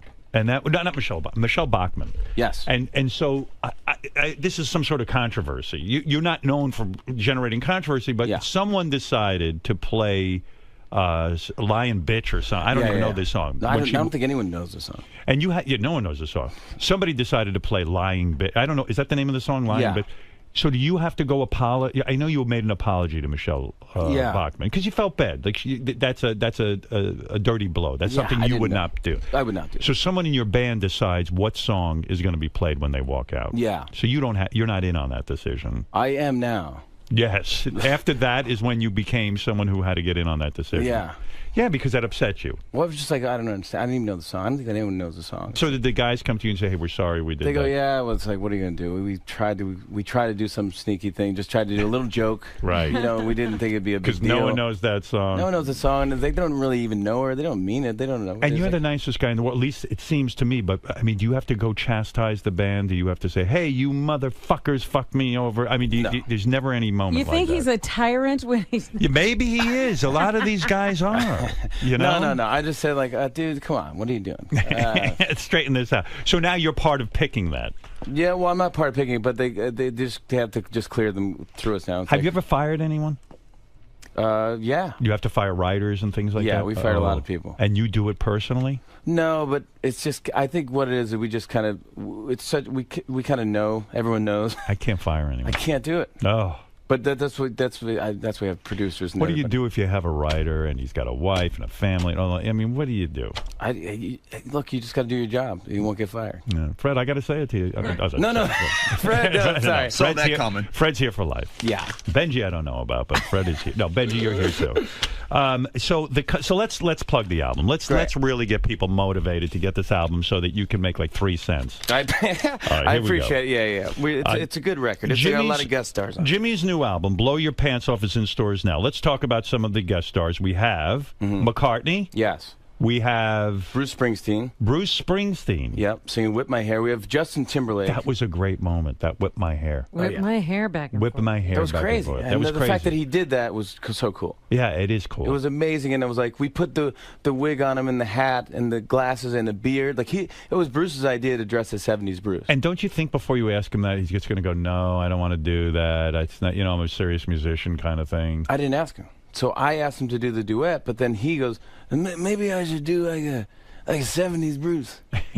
I go, "Yeah, you're gonna get it. Would you wear like a costume?" He's like, "Yeah." Yeah, because he had the hat on like he used to wear. He brought his own sunglasses from the Born to Run tour. Yeah, he looked like the '70s Bruce. People thought it was fake. People thought it was like a writer imitating or a lookalike. And that's a big deal when you get a Bruce Springsteen Bruce to do something Springsteen like doing that. this, and it was amazing, and he killed it. And it gives you credibility. I called, so I said, "Do you want to sing the Neil Young version of "Whip My Hair"?" And he goes, "Yeah." He goes, "Yeah, I'm not familiar with that song." Somehow I knew that. So I sent him the thing, and I sent him our version of it, and he goes, "I love it. It's good. It's great. I love it." Do you send when a guy like Bruce Springsteen agrees to do a bit like that? Do you send him a gift afterwards? Do you have something? Do you call him? What do what? A painting. You sent him a painting? No, I'm just kidding. No. Was it a painting of Drew Barrymore and her husband? Exactly. You just re-roll those out? Re-roll the same one out. Right. I don't give him a gift. Right. Why give him a gift? Fuck him. Well, I mean, I don't want to fuck him. But I mean, Right. I don't know. I mean, why? I think I don't know. That's right. Okay, I'm just curious how you run the show. And Should I? Should you? Yeah. Yes, I think you should send him a gift. I should. Yeah, I wouldn't send him one, but you should. You're a nice guy. I'm not. But like, what is a good gift? I don't want to send somebody like wine or something, right? A bottle of. What about a sweater? A sweater. Send him a sweater. I don't know. Justin Timberlake is on the album. We do the history of rap. That's one of the songs on the record that cost the most because we had to clear like 15 rap songs. And the book Thank You Notes 2 Thank You Notes did very well. Yeah, it was a that was great. bestseller. Yeah, number 2 did good too. And Thank You Notes is the bit you do on your show. It's a funny bit that you do, and you put it in book form. Yeah. And now you have Thank You Notes 2. Yeah, so you could read the jokes at home, and this one's got like a thing in it, so it plays the piano that the Roots play during the bit, so it's fun. And the book is a good idea because it gets people out there. They're thinking about you, and you reach a broader audience. Yeah. Right. It seems that all of these outside projects are to get people's attention as opposed to make money. Yeah. Yes. I think that's what it is, because I'm on so late. It's like... Jimmy wants attention. I really need... He needs attention. Yeah. Do you get enough attention now? Because you are a guy who needs attention. Oh, my gosh, I get too much attention. Yeah, and you go home and you just sit there and you wait for the next show. Yeah. Yeah, but you're not a sad sack like Letterman. You don't sit there and... No. And your hobby isn't working on cars like Jay Leno. I can't get into cars. Not, you know, it's funny, I was talking to Jay Leno, and I know you don't like him, so I won't talk about him that much. No, talk about him. Go ahead. But because I was thinking about getting a vintage car. Were you? Well, I live out, I got a place out in the Hamptons, and I go, I should get a convertible and drive around and be a cool guy. Right, all of them drive around. Yeah, and these cool cars, vintage cars. So I go, what do you so I'm really researching this. I look into it, and I'm just not a car guy. Right. I'm awful. I'm I an could awful care driver. less. I could care less, and I'm not a good driver. I just want airbags. And if you drive around in a vintage car, everyone's going to notice you, and you're going to look like a big douchebag. You're a real jerk. Right, And then, but I just don't know what I'm. Also, I don't know what I'm talking about. Right. So I go, Jay, what do you think about this? Should I get a Porsche 60 something Porsche? He goes, I mean, do you like cars? I go, not really. I mean, I don't really like cars. He goes, then don't get a car. Right. He goes, get a truck. Yeah. I go, I don't even know if I like trucks. I got nothing to put in the back of it Yeah, or whatever. right. He's like, he goes, here's the thing. He goes, I love cars. Right. If it breaks down, that makes me happy because I want to fix it and see how it works. Right. That interests me. Right. I go, that would never interest me. Yeah, I would give it to somebody and I'd have them fix it for me. If you want to go retro, get like the Amish have a horse and a carriage, and you drive around the Hamptons in that, and everyone will love it. The buggy and horse. Yeah, that's a good idea. But you need a hobby. That's what it is. You need a hobby. Like I'm into photography. I'm a photographer. You still into that? Oh yeah, big time. Because I remember you were getting into it. With the Beckham day. Yeah, big time. You do. So you know aperture. Aperture, of course. That's a big word. That's right. I've heard of that. That's where it loses me when I get a camera. No, I like it. I like the sort of the mathematics of it. I do, yeah. Oh yeah. No, I get out of it. I go, I don't know, aperture. Yeah, you need a hobby. That's all. Because you're not busy enough. All right, and when are you having children? I'll get into that. I got to talk to Josh. Are you going to have kids? Yeah. You are? Yeah. You think you'll be a good dad? Yeah. I think you'll be a good dad. I think I'd be a fun dad. Will you lock the kids up in the house and not let them out like you were raised? Yeah, they're not allowed to leave. No, okay. All right, listen. Everybody, excuse me. Everybody loves Jimmy Fallon. He does it all. He does bits. He interviews. He tells jokes. Yeah. Whatever you want from him, he'll do. He tap dances. And the Bee Gees guy died. He was on my show. He was a great guy. Robin talented. All the good guys. Oh, who's the good harmonies out there now? Crosby, Stills, and Nash? No, yeah, but nobody does harmonies anymore. No. They don't make records like that The Bee Gees anymore. are just amazing. Amazing. The Beach Boys had great harmonies. They did. But Robin Gibb was one of the greatest guests I ever had on my show. He came in with his wife. They were swingers. And he would talk about threesomes with his wife. And the whole thing. Right, Robin? Yes, he did. He opened up. He came in and told he had like 10 jokes ready to go. Yeah, he was a great guy. Because we did Justin and I did the Gibb brothers on Saturday Night Live, and that's tough to do, right? Well, Barry Gibb. Yeah, it's okay. I love them, so I think it's just me singing. Doing what is it? It's more like it's kind of like Aaron Neville. This is kind of the same impression. Of course, like look. The feel of cotton, you know. I don't know much, but I know I love you. Someone's taking the volume up and down. So Barry gets kind of like that. It's like, good evening, ladies and gentlemen. We have a great show tonight, and it's my favorite show. You know, it's like why he would never talk like that in real life. So I did that and so Justin we just made it so that him and his brother have a weird relationship and all that stuff. And it's a weird sketch, but they loved it. Talented guy as you are, isn't it weird they never found the right movie for you, a movie career? There's certain guys like that. Dana Carvey's another guy like that. I don't know what all you the do impressions. Right. No one in Hollywood doesn't know what to do with you, right? Yeah. There is no So maybe the talk show is the right place for you. Absolutely. I'm thinking this is the right move. I think if I did a movie, they just cast me as a guy. Right. And that anyone could do that. Yeah. You just be a guy who dates somebody, and you break up, and then you go back out at the end. Well, you're a tremendous talent, and I love having you here. Jimmy It's Fallon. always fun. Get the record. It's out now. It's fun. New album, Blow Your Pants Off, is in stores now. It features many, many big stars. It's not just Jimmy. It's I know what you're thinking. Yeah. I don't want just Jimmy. That's not Why would worth I it. buy an album of Jimmy? It's not worth it to just get me. I see on that TV commercial all the time too. Eddie Oh yeah, for the bank card. The bank card or something. Capital One, yeah. Capital One. They must be paying you every time I say, I go ka-ching. Yeah, no, they pay you up front for those things. Oh, that's it. So that's it. Every time it airs, it's up to this. You're a spokesperson. I mean, they play it nonstop. I know it's too much. I mean, people know you from that more than from anything. They do. I got a big old lady following. Did you tell them stop playing it so much? Yeah, but the baby steals it. The baby's cute. Yeah. Jimmy's book, Thank You Notes, too. Check that out. It's in stores now. And like I say, get the album Blow Your Pants Off. What are you going to do? You're going to go around signing albums and stuff? There's no record stores anymore, so there's nowhere to go. There's nowhere to go. There's nowhere for you to sign the album. I don't. I mean, I could sign it, but no one's going to be there. No one will be there. I don't know where to be. Barnes you and can sit Noble? at home. Best Buy? Yeah, Best Buy maybe. Sit I'm not going to go to a Best Buy. Well, you're terrific, and I love when you come by. You know that. Yeah, you're a good man. And I appreciate it. And hi to everybody here, and thanks for having me. You don't have to say hi to everyone here. Just me. That's it. Yeah. No, just concentrate on just me. Just ignore the rest all the of time. it. Exactly. I will. The great Jimmy Fallon. Where are you off to now? The Today Show or something like that? I think so. Oh, really? You're going to do that? I think I'm doing like that. I'm doing some radio. I'm doing some Piers Morgan, I think. Oh, Piers. I'm doing Piers, and I'm doing The View. The View. All right, so you've got a busy schedule. You can't sit here all day. I could, but right. I understand. All right, Jimmy Fallon, everybody. Jimmy. I gotta get it. Hey. That was awesome, man. Oh, it's fun, man. It's fun. I could do that for like 10 hours. I love it so much. How do you do impressions rapid fire like that at 8 o'clock in the morning? I mean, you're probably barely awake at this point. Coffee, caffeine. But it's fun. He gets, he knows how to do it. He's a pro. He gets it out of you. It's like he knows. He's just great. It's a joy. Everyone's professional. They've done it now for so long. I think they know how to do it and how to get the best out of every guest. So much was made about the fact that you're a nice guy and he's perceived as a mean guy and that no one trusts him. Why do you trust him? Because I've just been on the show so many times that I just know I don't know. He's smart. And he's an intelligent man. He started to do your show a lot, so there's like this mutual respect that goes on there. I mean, he's just a good guy, and just like he's always, I don't know. I think he knows what I do, and that's so he doesn't need to push because there's no sense in pushing. I'm going to do what I'm going to do anyway.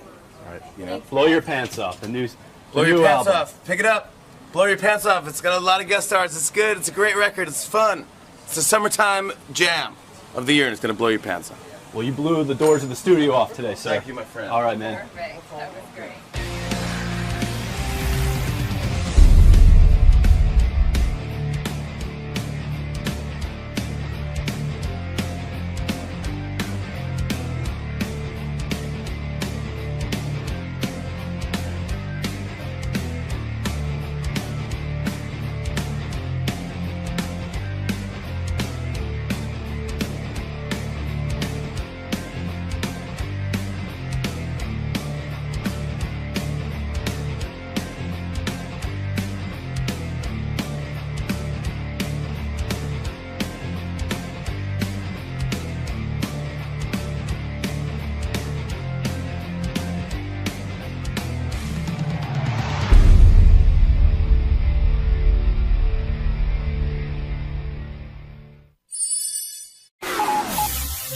This is the best of the wrap-up show. A recap and behind-the-scenes look with John High and Gary Dell'Abate.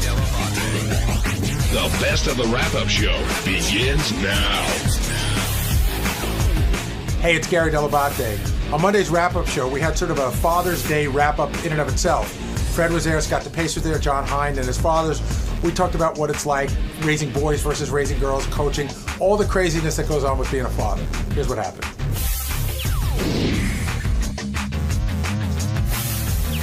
During the news, there was a big debate over Father's Day. Howard talked about the card that he got for his dad. He didn't really pay attention to it. And then it was revealed that a lot of emails went around wishing everyone a happy Father's Day. And, of course, the debate came up, who's a good dad? And I was honored to be put in a category with Fred and Gary. But then Scott DePace's name was thrown into the mix. And I guess such bullshit. Who makes these people the judge? They're not at my house. They don't know what a great dad I am. Well, are you saying you're a great dad? Or are you saying Fred, Gary, and I aren't great dads? I'm just saying the fact that someone can quantify the fact that you're a better dad than I, and they don't know either of our situations at home. What makes it's a ridiculous opinion. What do you think makes a good dad? I think someone who spends time with their kids, someone who, their kids obviously enjoy spending time with, someone who teaches their kids right from wrong, someone who, is there for their kids. So do you believe that Fred and Gary and I do that? I would have no idea. I'm asking what you think, based on we've known each other for a long time. Yeah, I think you do, yeah. Except Gary probably gives them all those liberal opinions, but... Besides that. So you missed the whole conversation, right? You came into it kind of late when your name was put out there. Yeah. You didn't miss much, really. Fred sent an email to Gary and I. We were emailing each other over Father's Day. Sort of wishing... Queer. Well, why is it queer for Fred to send an email like that? Let's all congratulate each other on being dads. I mean, I don't know. Are you upset that you weren't part of the email? No. And I saw the one that... Doug Hurwitz sent? Doug Hurwitz put up, like, congrats to all those dads out there. It's like, shut up. Just fucking go away. Benji, I mean, you're not a dad, but what did you think of that? Did you think those emails were odd when they came in? I said the same thing Scott did. It struck me as kind of effeminate. But, I mean, listen, if people feel it's nice. It's nice that you guys have your little, thing. We're not the first ones who have ever done this. I mean, there's been billions and trillions of dads out there, I think the sentiment is nice. But for a guy to tell another guy, like to my dad, I definitely say Happy Father's Day. And I love him and express that. But to a guy to say to another guy, the sentiment is nice, but it definitely seems kind of feminine. I think it's just saying, I think you're a good dad, and I'm a good dad too, basically. That's. Here's a. Would you do that to anyone? What, I responded to Fred's email? But sure. Would you instigate something like that? Would I send an email like that? Yeah. No, I wouldn't. I wouldn't. I was happy to be a part of it, but no, I wouldn't send that out. What were you going to say, Scott? A weird Father's Day question. So someone I know had one son who died. And I was leaving the golf course, and he said, "Hey, have a happy Father's Day." Do I say you too, or how do I? I hope you're having a great Father's Day. And did you know his son? I didn't, but I've heard all about him. And I'm sure you miss your son, and I'm sure it's a tough. But day is for you he too. still a father? I would have handled it with you too. Yeah, I would have said you too. Yeah, because you too. Okay. If heaven forbid, a child passes away, you remain their parent until you pass away. You go, Happy Father's Day. Oops, forgot. Sorry. I was like, what did you do? I just said thanks. You didn't wish him a happy Father's Day? He still has a kid living. No, they're all gone. Well, chances are he has a father as well, so you're covered. He's someone's son, right? Well, that's not. You don't say Happy Father's Day because you're someone's son. I'm saying it could have worked for you either way if you got called on it for some reason. But yeah, I think you say you too there. No. You definitely remember the son and that he lost his son or daughter at that point. Are you enjoying coaching? I love it. I mean, I must be loving it because I've done this spring. I did a spring travel team. I did my son's rec team, and I did my younger son's rec team. Is it hard? And now I'm doing summer travel. Is it hard to play everyone equally? Don't you want to go for the win? Oh God, yeah, absolutely. It's really tough making that lineup each week. And I found towards the end of the season, I started just sticking to my guns a little more and putting the guys that deserve to play certain places there. And how old is the team? What grade? They're 3rd, 4th, and 5th grade. How did how did the parents feel, more importantly, when you started going for the wins and kind of sitting some of the kids? I didn't hear any complaints. I think, we just had the team party. A number of them were there, and, everyone seemed to have a good time.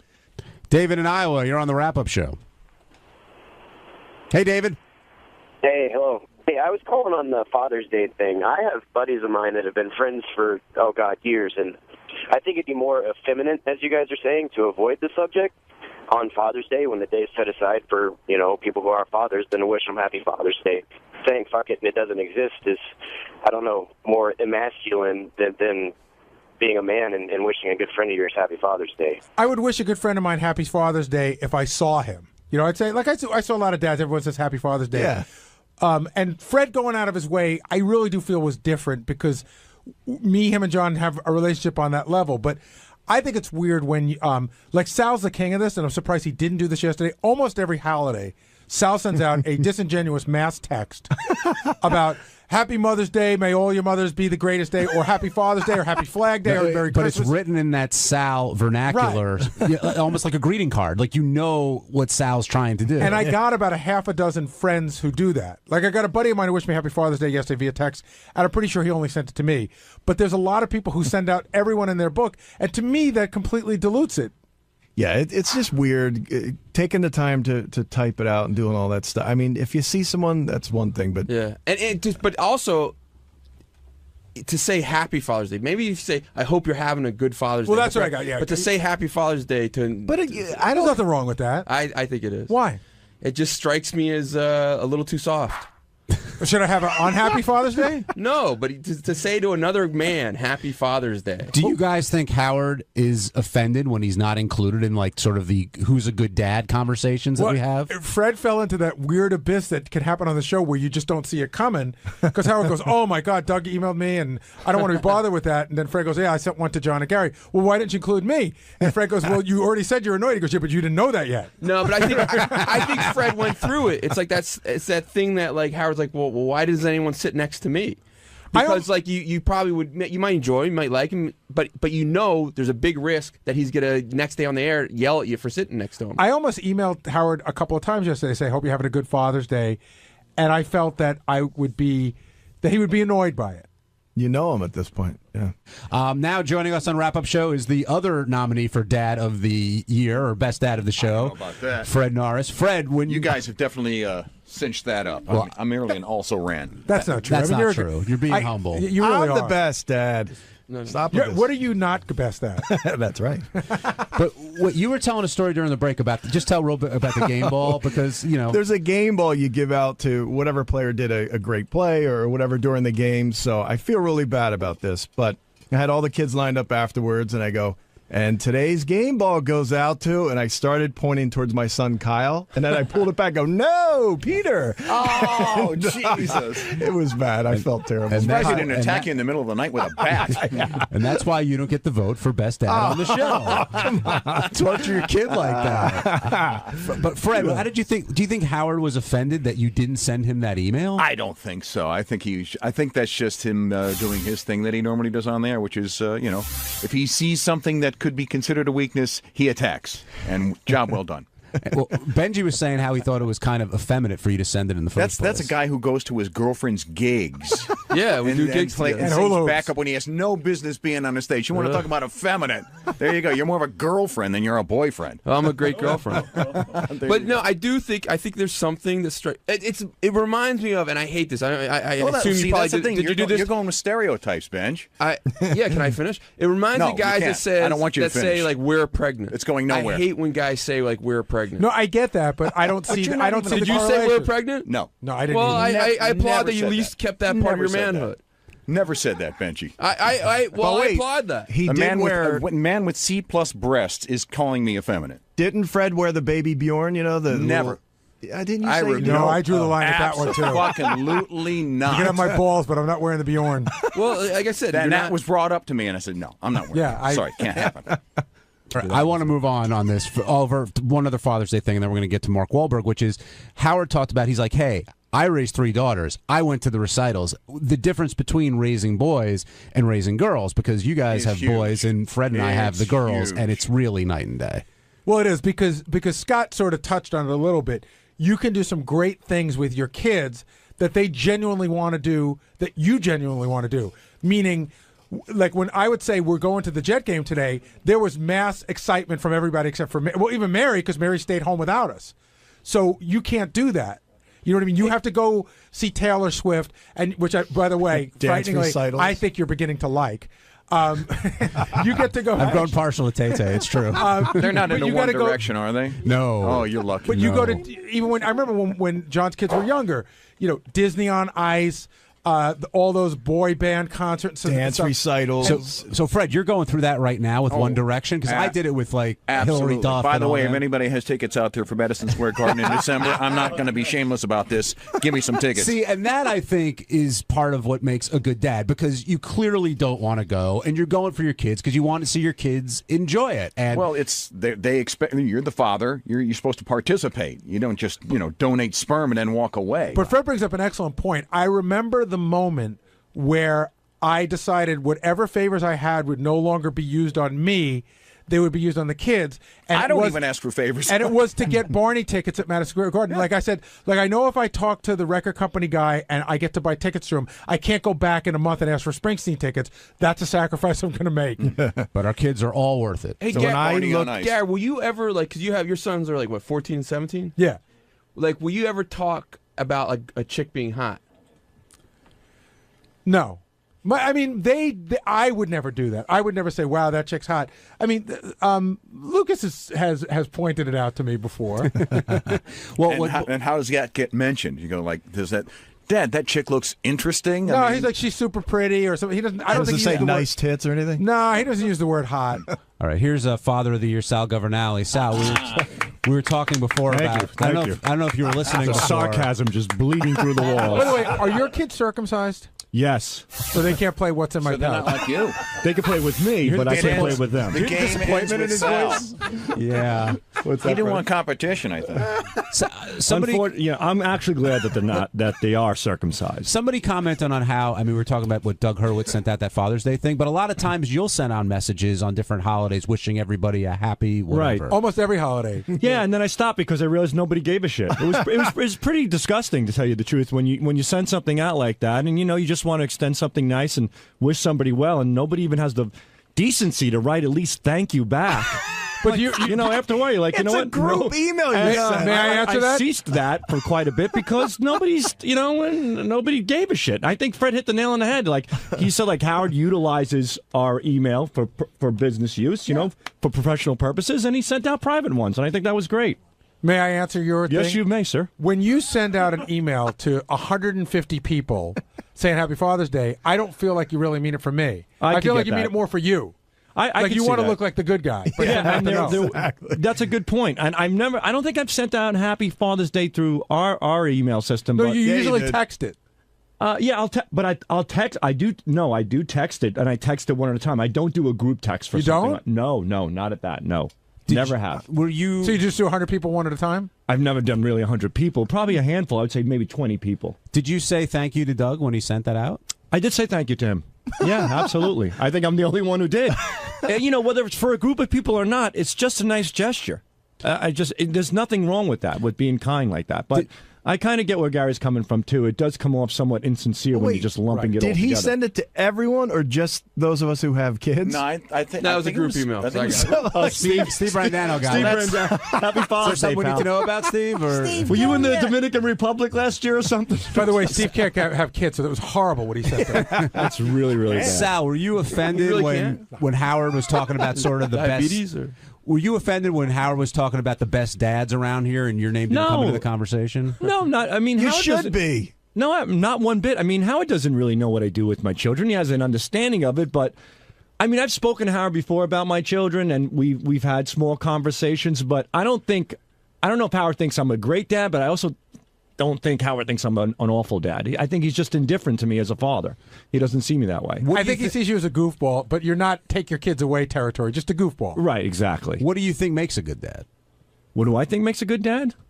That's a good question. I don't think there's any particular thing that makes somebody a good dad. I think, first of all, it's a tough question to answer because love is unconditional, and and there's what are you laughing You reading at? from the card you got yesterday?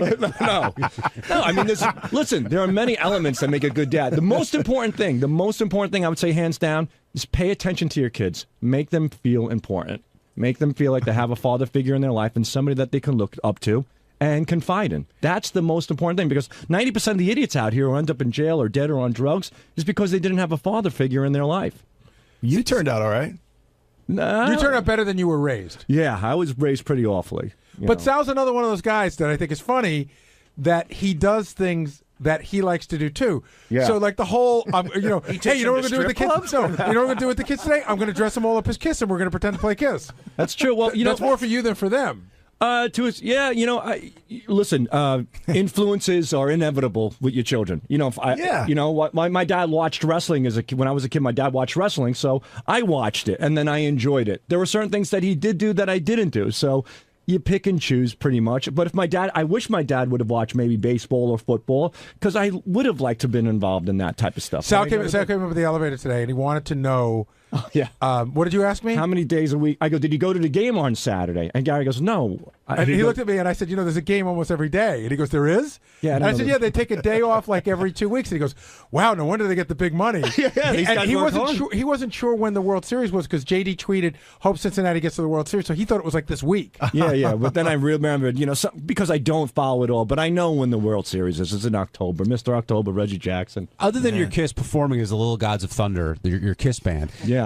Have you ever I'd love done? to see a video of that. We have one. I'll get you one. What's something that you've done for your kids that you didn't want to do? Like I talked about going to a concert, a dance recital, something like that. Is there anything like that you do for them? Right now, my son's going through his finals. It sucks. I have to go through all of his final exams with him. I question him every day. Last night we were practicing You're the one Italian. doing that? What's that? You're the one doing that? Yeah. Well, who should be doing it? Well, hold on. Somebody who can spell. Let's make this clear. I get exactly. I get the study sheets that are already constructed, Scott. So you're back at school too now. Yeah, I'm back at school too. I know. I get the same thing. I get the fucking study sheets, and now all of a sudden I'm doing chemistry again. I know. It's crazy. It's crazy.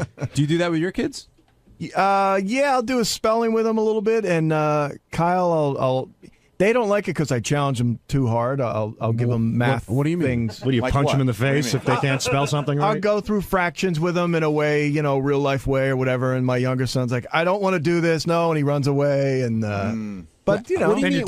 What do you mean go through fractions in a real life way? I don't. Well, understand. like I'll say, if I have 12 apples and I eat 4 of them, what percentage is left, or something like that, and then they get angry at that. I think they just want to do the questions that he has to do, not the ones you're making up. Exactly. Do your kids ever tell you that you're not teaching it the way that I was taught it in school, and therefore I can't follow what you're saying? My kids are totally. The one son will listen to everything I say. The other one wants nothing to do with any of my instruction. So how do you deal with it? Just keep giving it to him. He'll get it. He gets it. Forget what he wants. He waterboards him, I think. Hi, everybody, it's me, Sal Governale, and on Tuesday's wrap-up show, we discuss me becoming the tiebreaker in the Bigfoot game. We also discuss, why did I elect myself? Was it a good move, or was I just being a little stupid? Speaking of stupidity, I also discuss the 9 planets, the acronyms of the 9 planets, and the 5 Great Lakes. A great person, Great Lakes, planets, what more can you ask for? Check it out.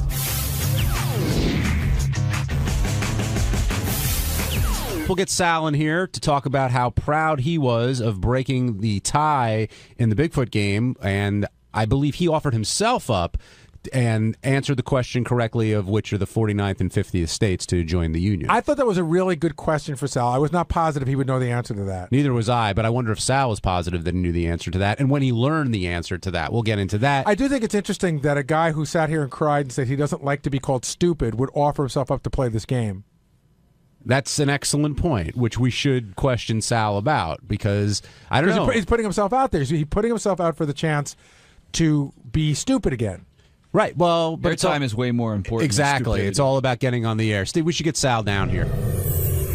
Gary made a great point. You always say you don't want to look stupid, and you're worried about that. Sure. Why would you offer yourself up as the tiebreaker, knowing that you may get a simple question wrong and be goofed on all day? Have to take that chance. Today I did not look stupid. But what if it was just the opposite? I think somebody who was a stupid person would just forfeit it altogether. Just remain stupid. Nobody was thinking of you today. That's the point I'm making. And you sat here. This is what I want to say. You sat here, and I watched you. I watched a tear roll down your face while you said, "I'm so sick of people calling me stupid."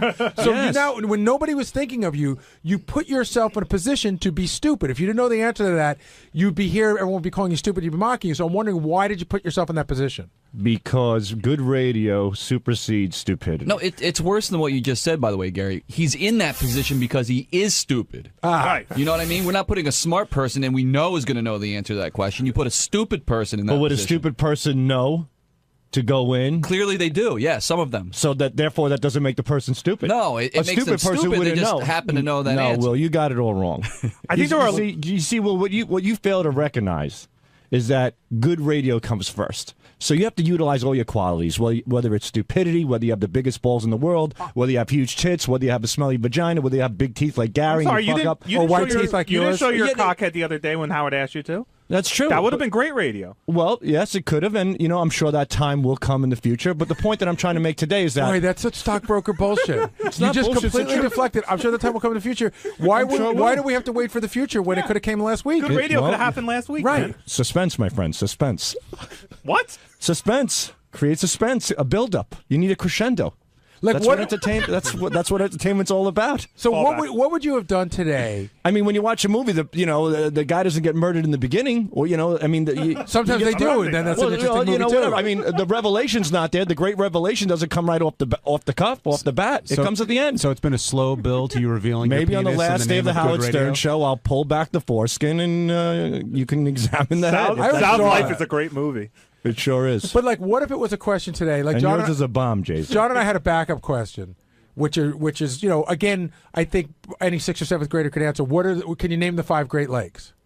Can you? No, I mean that's no. Well, listen. Regardless of that, let's get back. to But I'm let's saying get back to what we were if that would have been the question, you'd have that been would have here. been a tough one. But you'd have Lake been- Erie, good. Lake Michigan, good. Lake Ontario, You're rolling. 3 more left. No, 2 more left.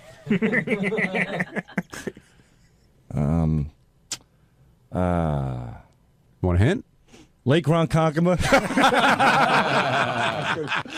Don't you know the trick they teach you in school? Yes, that it's an acronym. It's an acronym. Tell him the acronym. The acronym is HOMES. Holmes. Does that help you? HOMES. Lake Huron. Okay. There you go. What's the O? Lake Ontario. What's the M? Lake Michigan. What's the E? Lake Erie. And what's the S? Suez Canal. I don't know. Lake. Lake. Like something you're not. Like Smart? stupidity?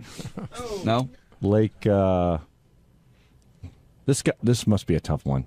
Lake. Think of the song "The Wreck of the Edmund Fitzgerald." Can you give me a hint? Starts with an S. Lake Shithead. Lake.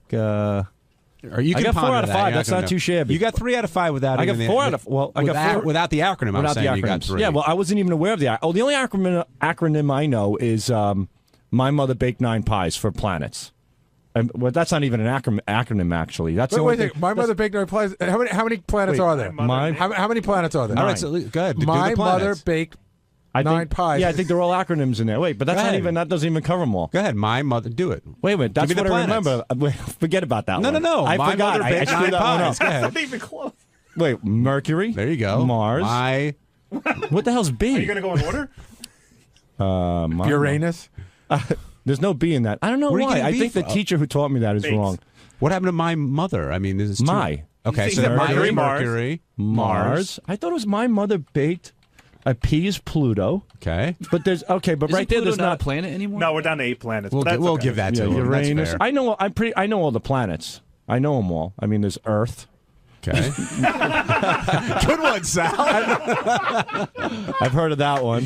Where does that But pop you know up what? in What do you guys? What do you? It's so great because I'm looking at the acronym. I went to look it up. I didn't know it. What is it? It says My very excellent mother just made us 9 pizzas. Well, that's a different one altogether. Pizza would be better than pie, but whatever. But look, you got most of the planets. I know the planets. No, you don't. Yes, I do. Mars, Mercury, Venus, Saturn, Uranus. You got 5. Earth, 6. Jupiter, 7. My mother baked 9 No. Pizzas. I said Earth. I got 7. 7. Come on, what am I? Pluto is right. Did I throw Pluto into There's the like mix? 50 different acronyms, by the way. That's Pluto. Okay, you need one more. I'm at 8 and down to 9. I need one more. My very elegant mother just served us nachos. That's another one. Is that another one? Yeah. Venus. You said that. Oh. No? All right. My very elegant mother just served us. I'll get back to you on that. I don't want to. I'm holding up. Check the show. back in. Well, but 8 out of independent of 9, that- 4 out of 5 legs. Hey. All right, I'm all right, genius. I'm in All the moons of Saturn. I'm in the 90 percentile. Come on. Of a 4th grader. You definitely improved. But when you walked out today, you were really proud. I could tell you were. I was happy. really proud. First of all, there was a whole catastrophe in the past with that game, with the Bigfoot game. So I was really worried about it as well. Today, the game was executed perfectly. It went great. The build-up was excellent. Turned into a tiebreaker. We weren't exactly sure what to do. I offered myself up because I'm well aware of where I stand, as far as these games are concerned. And it worked. It turned out to be very entertaining, top to bottom, and that's all that matters to me. So are you now saying that you offered yourself up to redeem yourself for the game not going well last week to make it go better? I offered myself up because I just thought it could be a good opportunity to throw a question at me and see where it goes. But even if I think Sal's thinking is, even if he got it wrong, I think he gets more angry that you guys say that means he's stupid. It's not, yeah. I mean, forget about getting it right or wrong. It's like right here, like you guys are picking at me, like name the lakes, name the planets. I mean, like just we're not picking at you. We're just throwing you. No, will call me stupid 5 times in a row. Here's the point. I don't think it's you're not stupid. funny to bring John Hine into the studio and ask him that question. Of course, because right. he's a smart guy. Well, who was? It's funny to bring in Bobo or somebody like you, where there's a good chance they could get a very basic question wrong. That's where the game of chance is. So we're on the same page. Yeah, therefore you're an idiot. just. No. We're on the same page as far as production is concerned, as far as putting good radio together. We're both on the same Right, page. and that's what matters. and that Therefore, meant you're it was- an idiot. it was you're good. an ignorant asshole. No, we needed you're somebody an ignorant jerk-off, who's and you not don't know very what the fuck you're intelligent talking about. to go in there. No. And you that were has nothing to- perfect. Well, Thank you. Yes, I did utilize that to my advantage, but you're an idiot, and you sound like an ignorant jerk-off by saying that. You're missing planets, and you're calling me an idiot. I'm not missing. I missed one planet. Why would he be an idiot if he was smart enough to realize that you were the right guy to send in? Well, because he's calling me an idiot off the bat. But do you find it hard to argue with a guy who's 29 points higher than you on the IQ scale? Or that doesn't matter? No. IQ does not define a person. Not one bit. Why does it bum you out when you look like an idiot? Who wouldn't be bummed out when they look like an idiot? Well, you But- said but- you're but hold on. not defined by your intelligence. Sal's not. By the way, I am intelligent. Sal's not upset with his IQ score. Just so you know, he's Why never should been I upset. be? He I'm in thinks the it's- normal he thinks it's percentile. Exactly. But he's upset when he listen.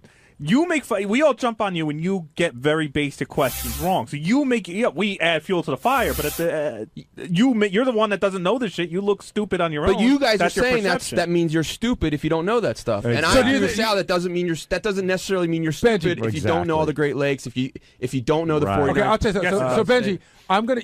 Say you have $100,000 in the bank. I'm just gonna guess. Say you got $100,000 in the bank, and you're gonna take it to somebody who's gonna handle your money. Sal. Right? Hold on. No, just anybody. And the guy, while speaking to the guy who's going to handle your money, he does let on that he does not know where California is on a map. Right. Are you gonna still give him your money? That's if I had nothing else to judge on, I might judge on that factor.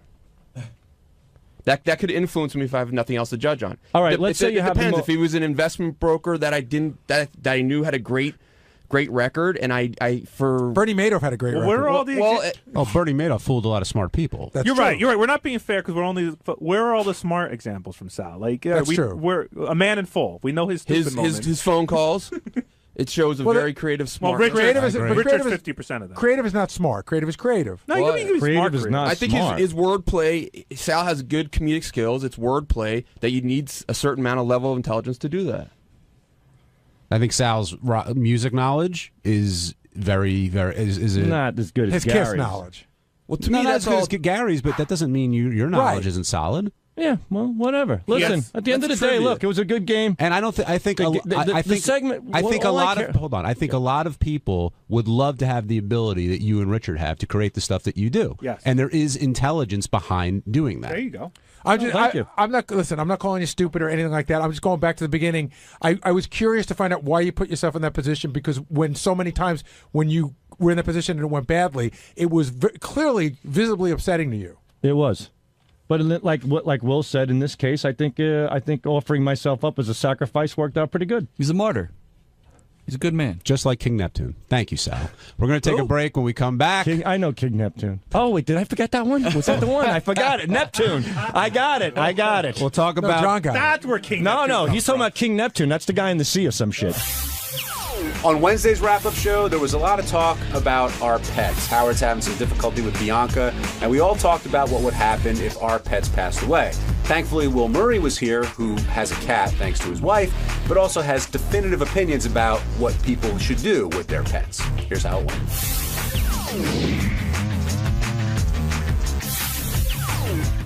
Joe in Connecticut, welcome to the wrap-up show.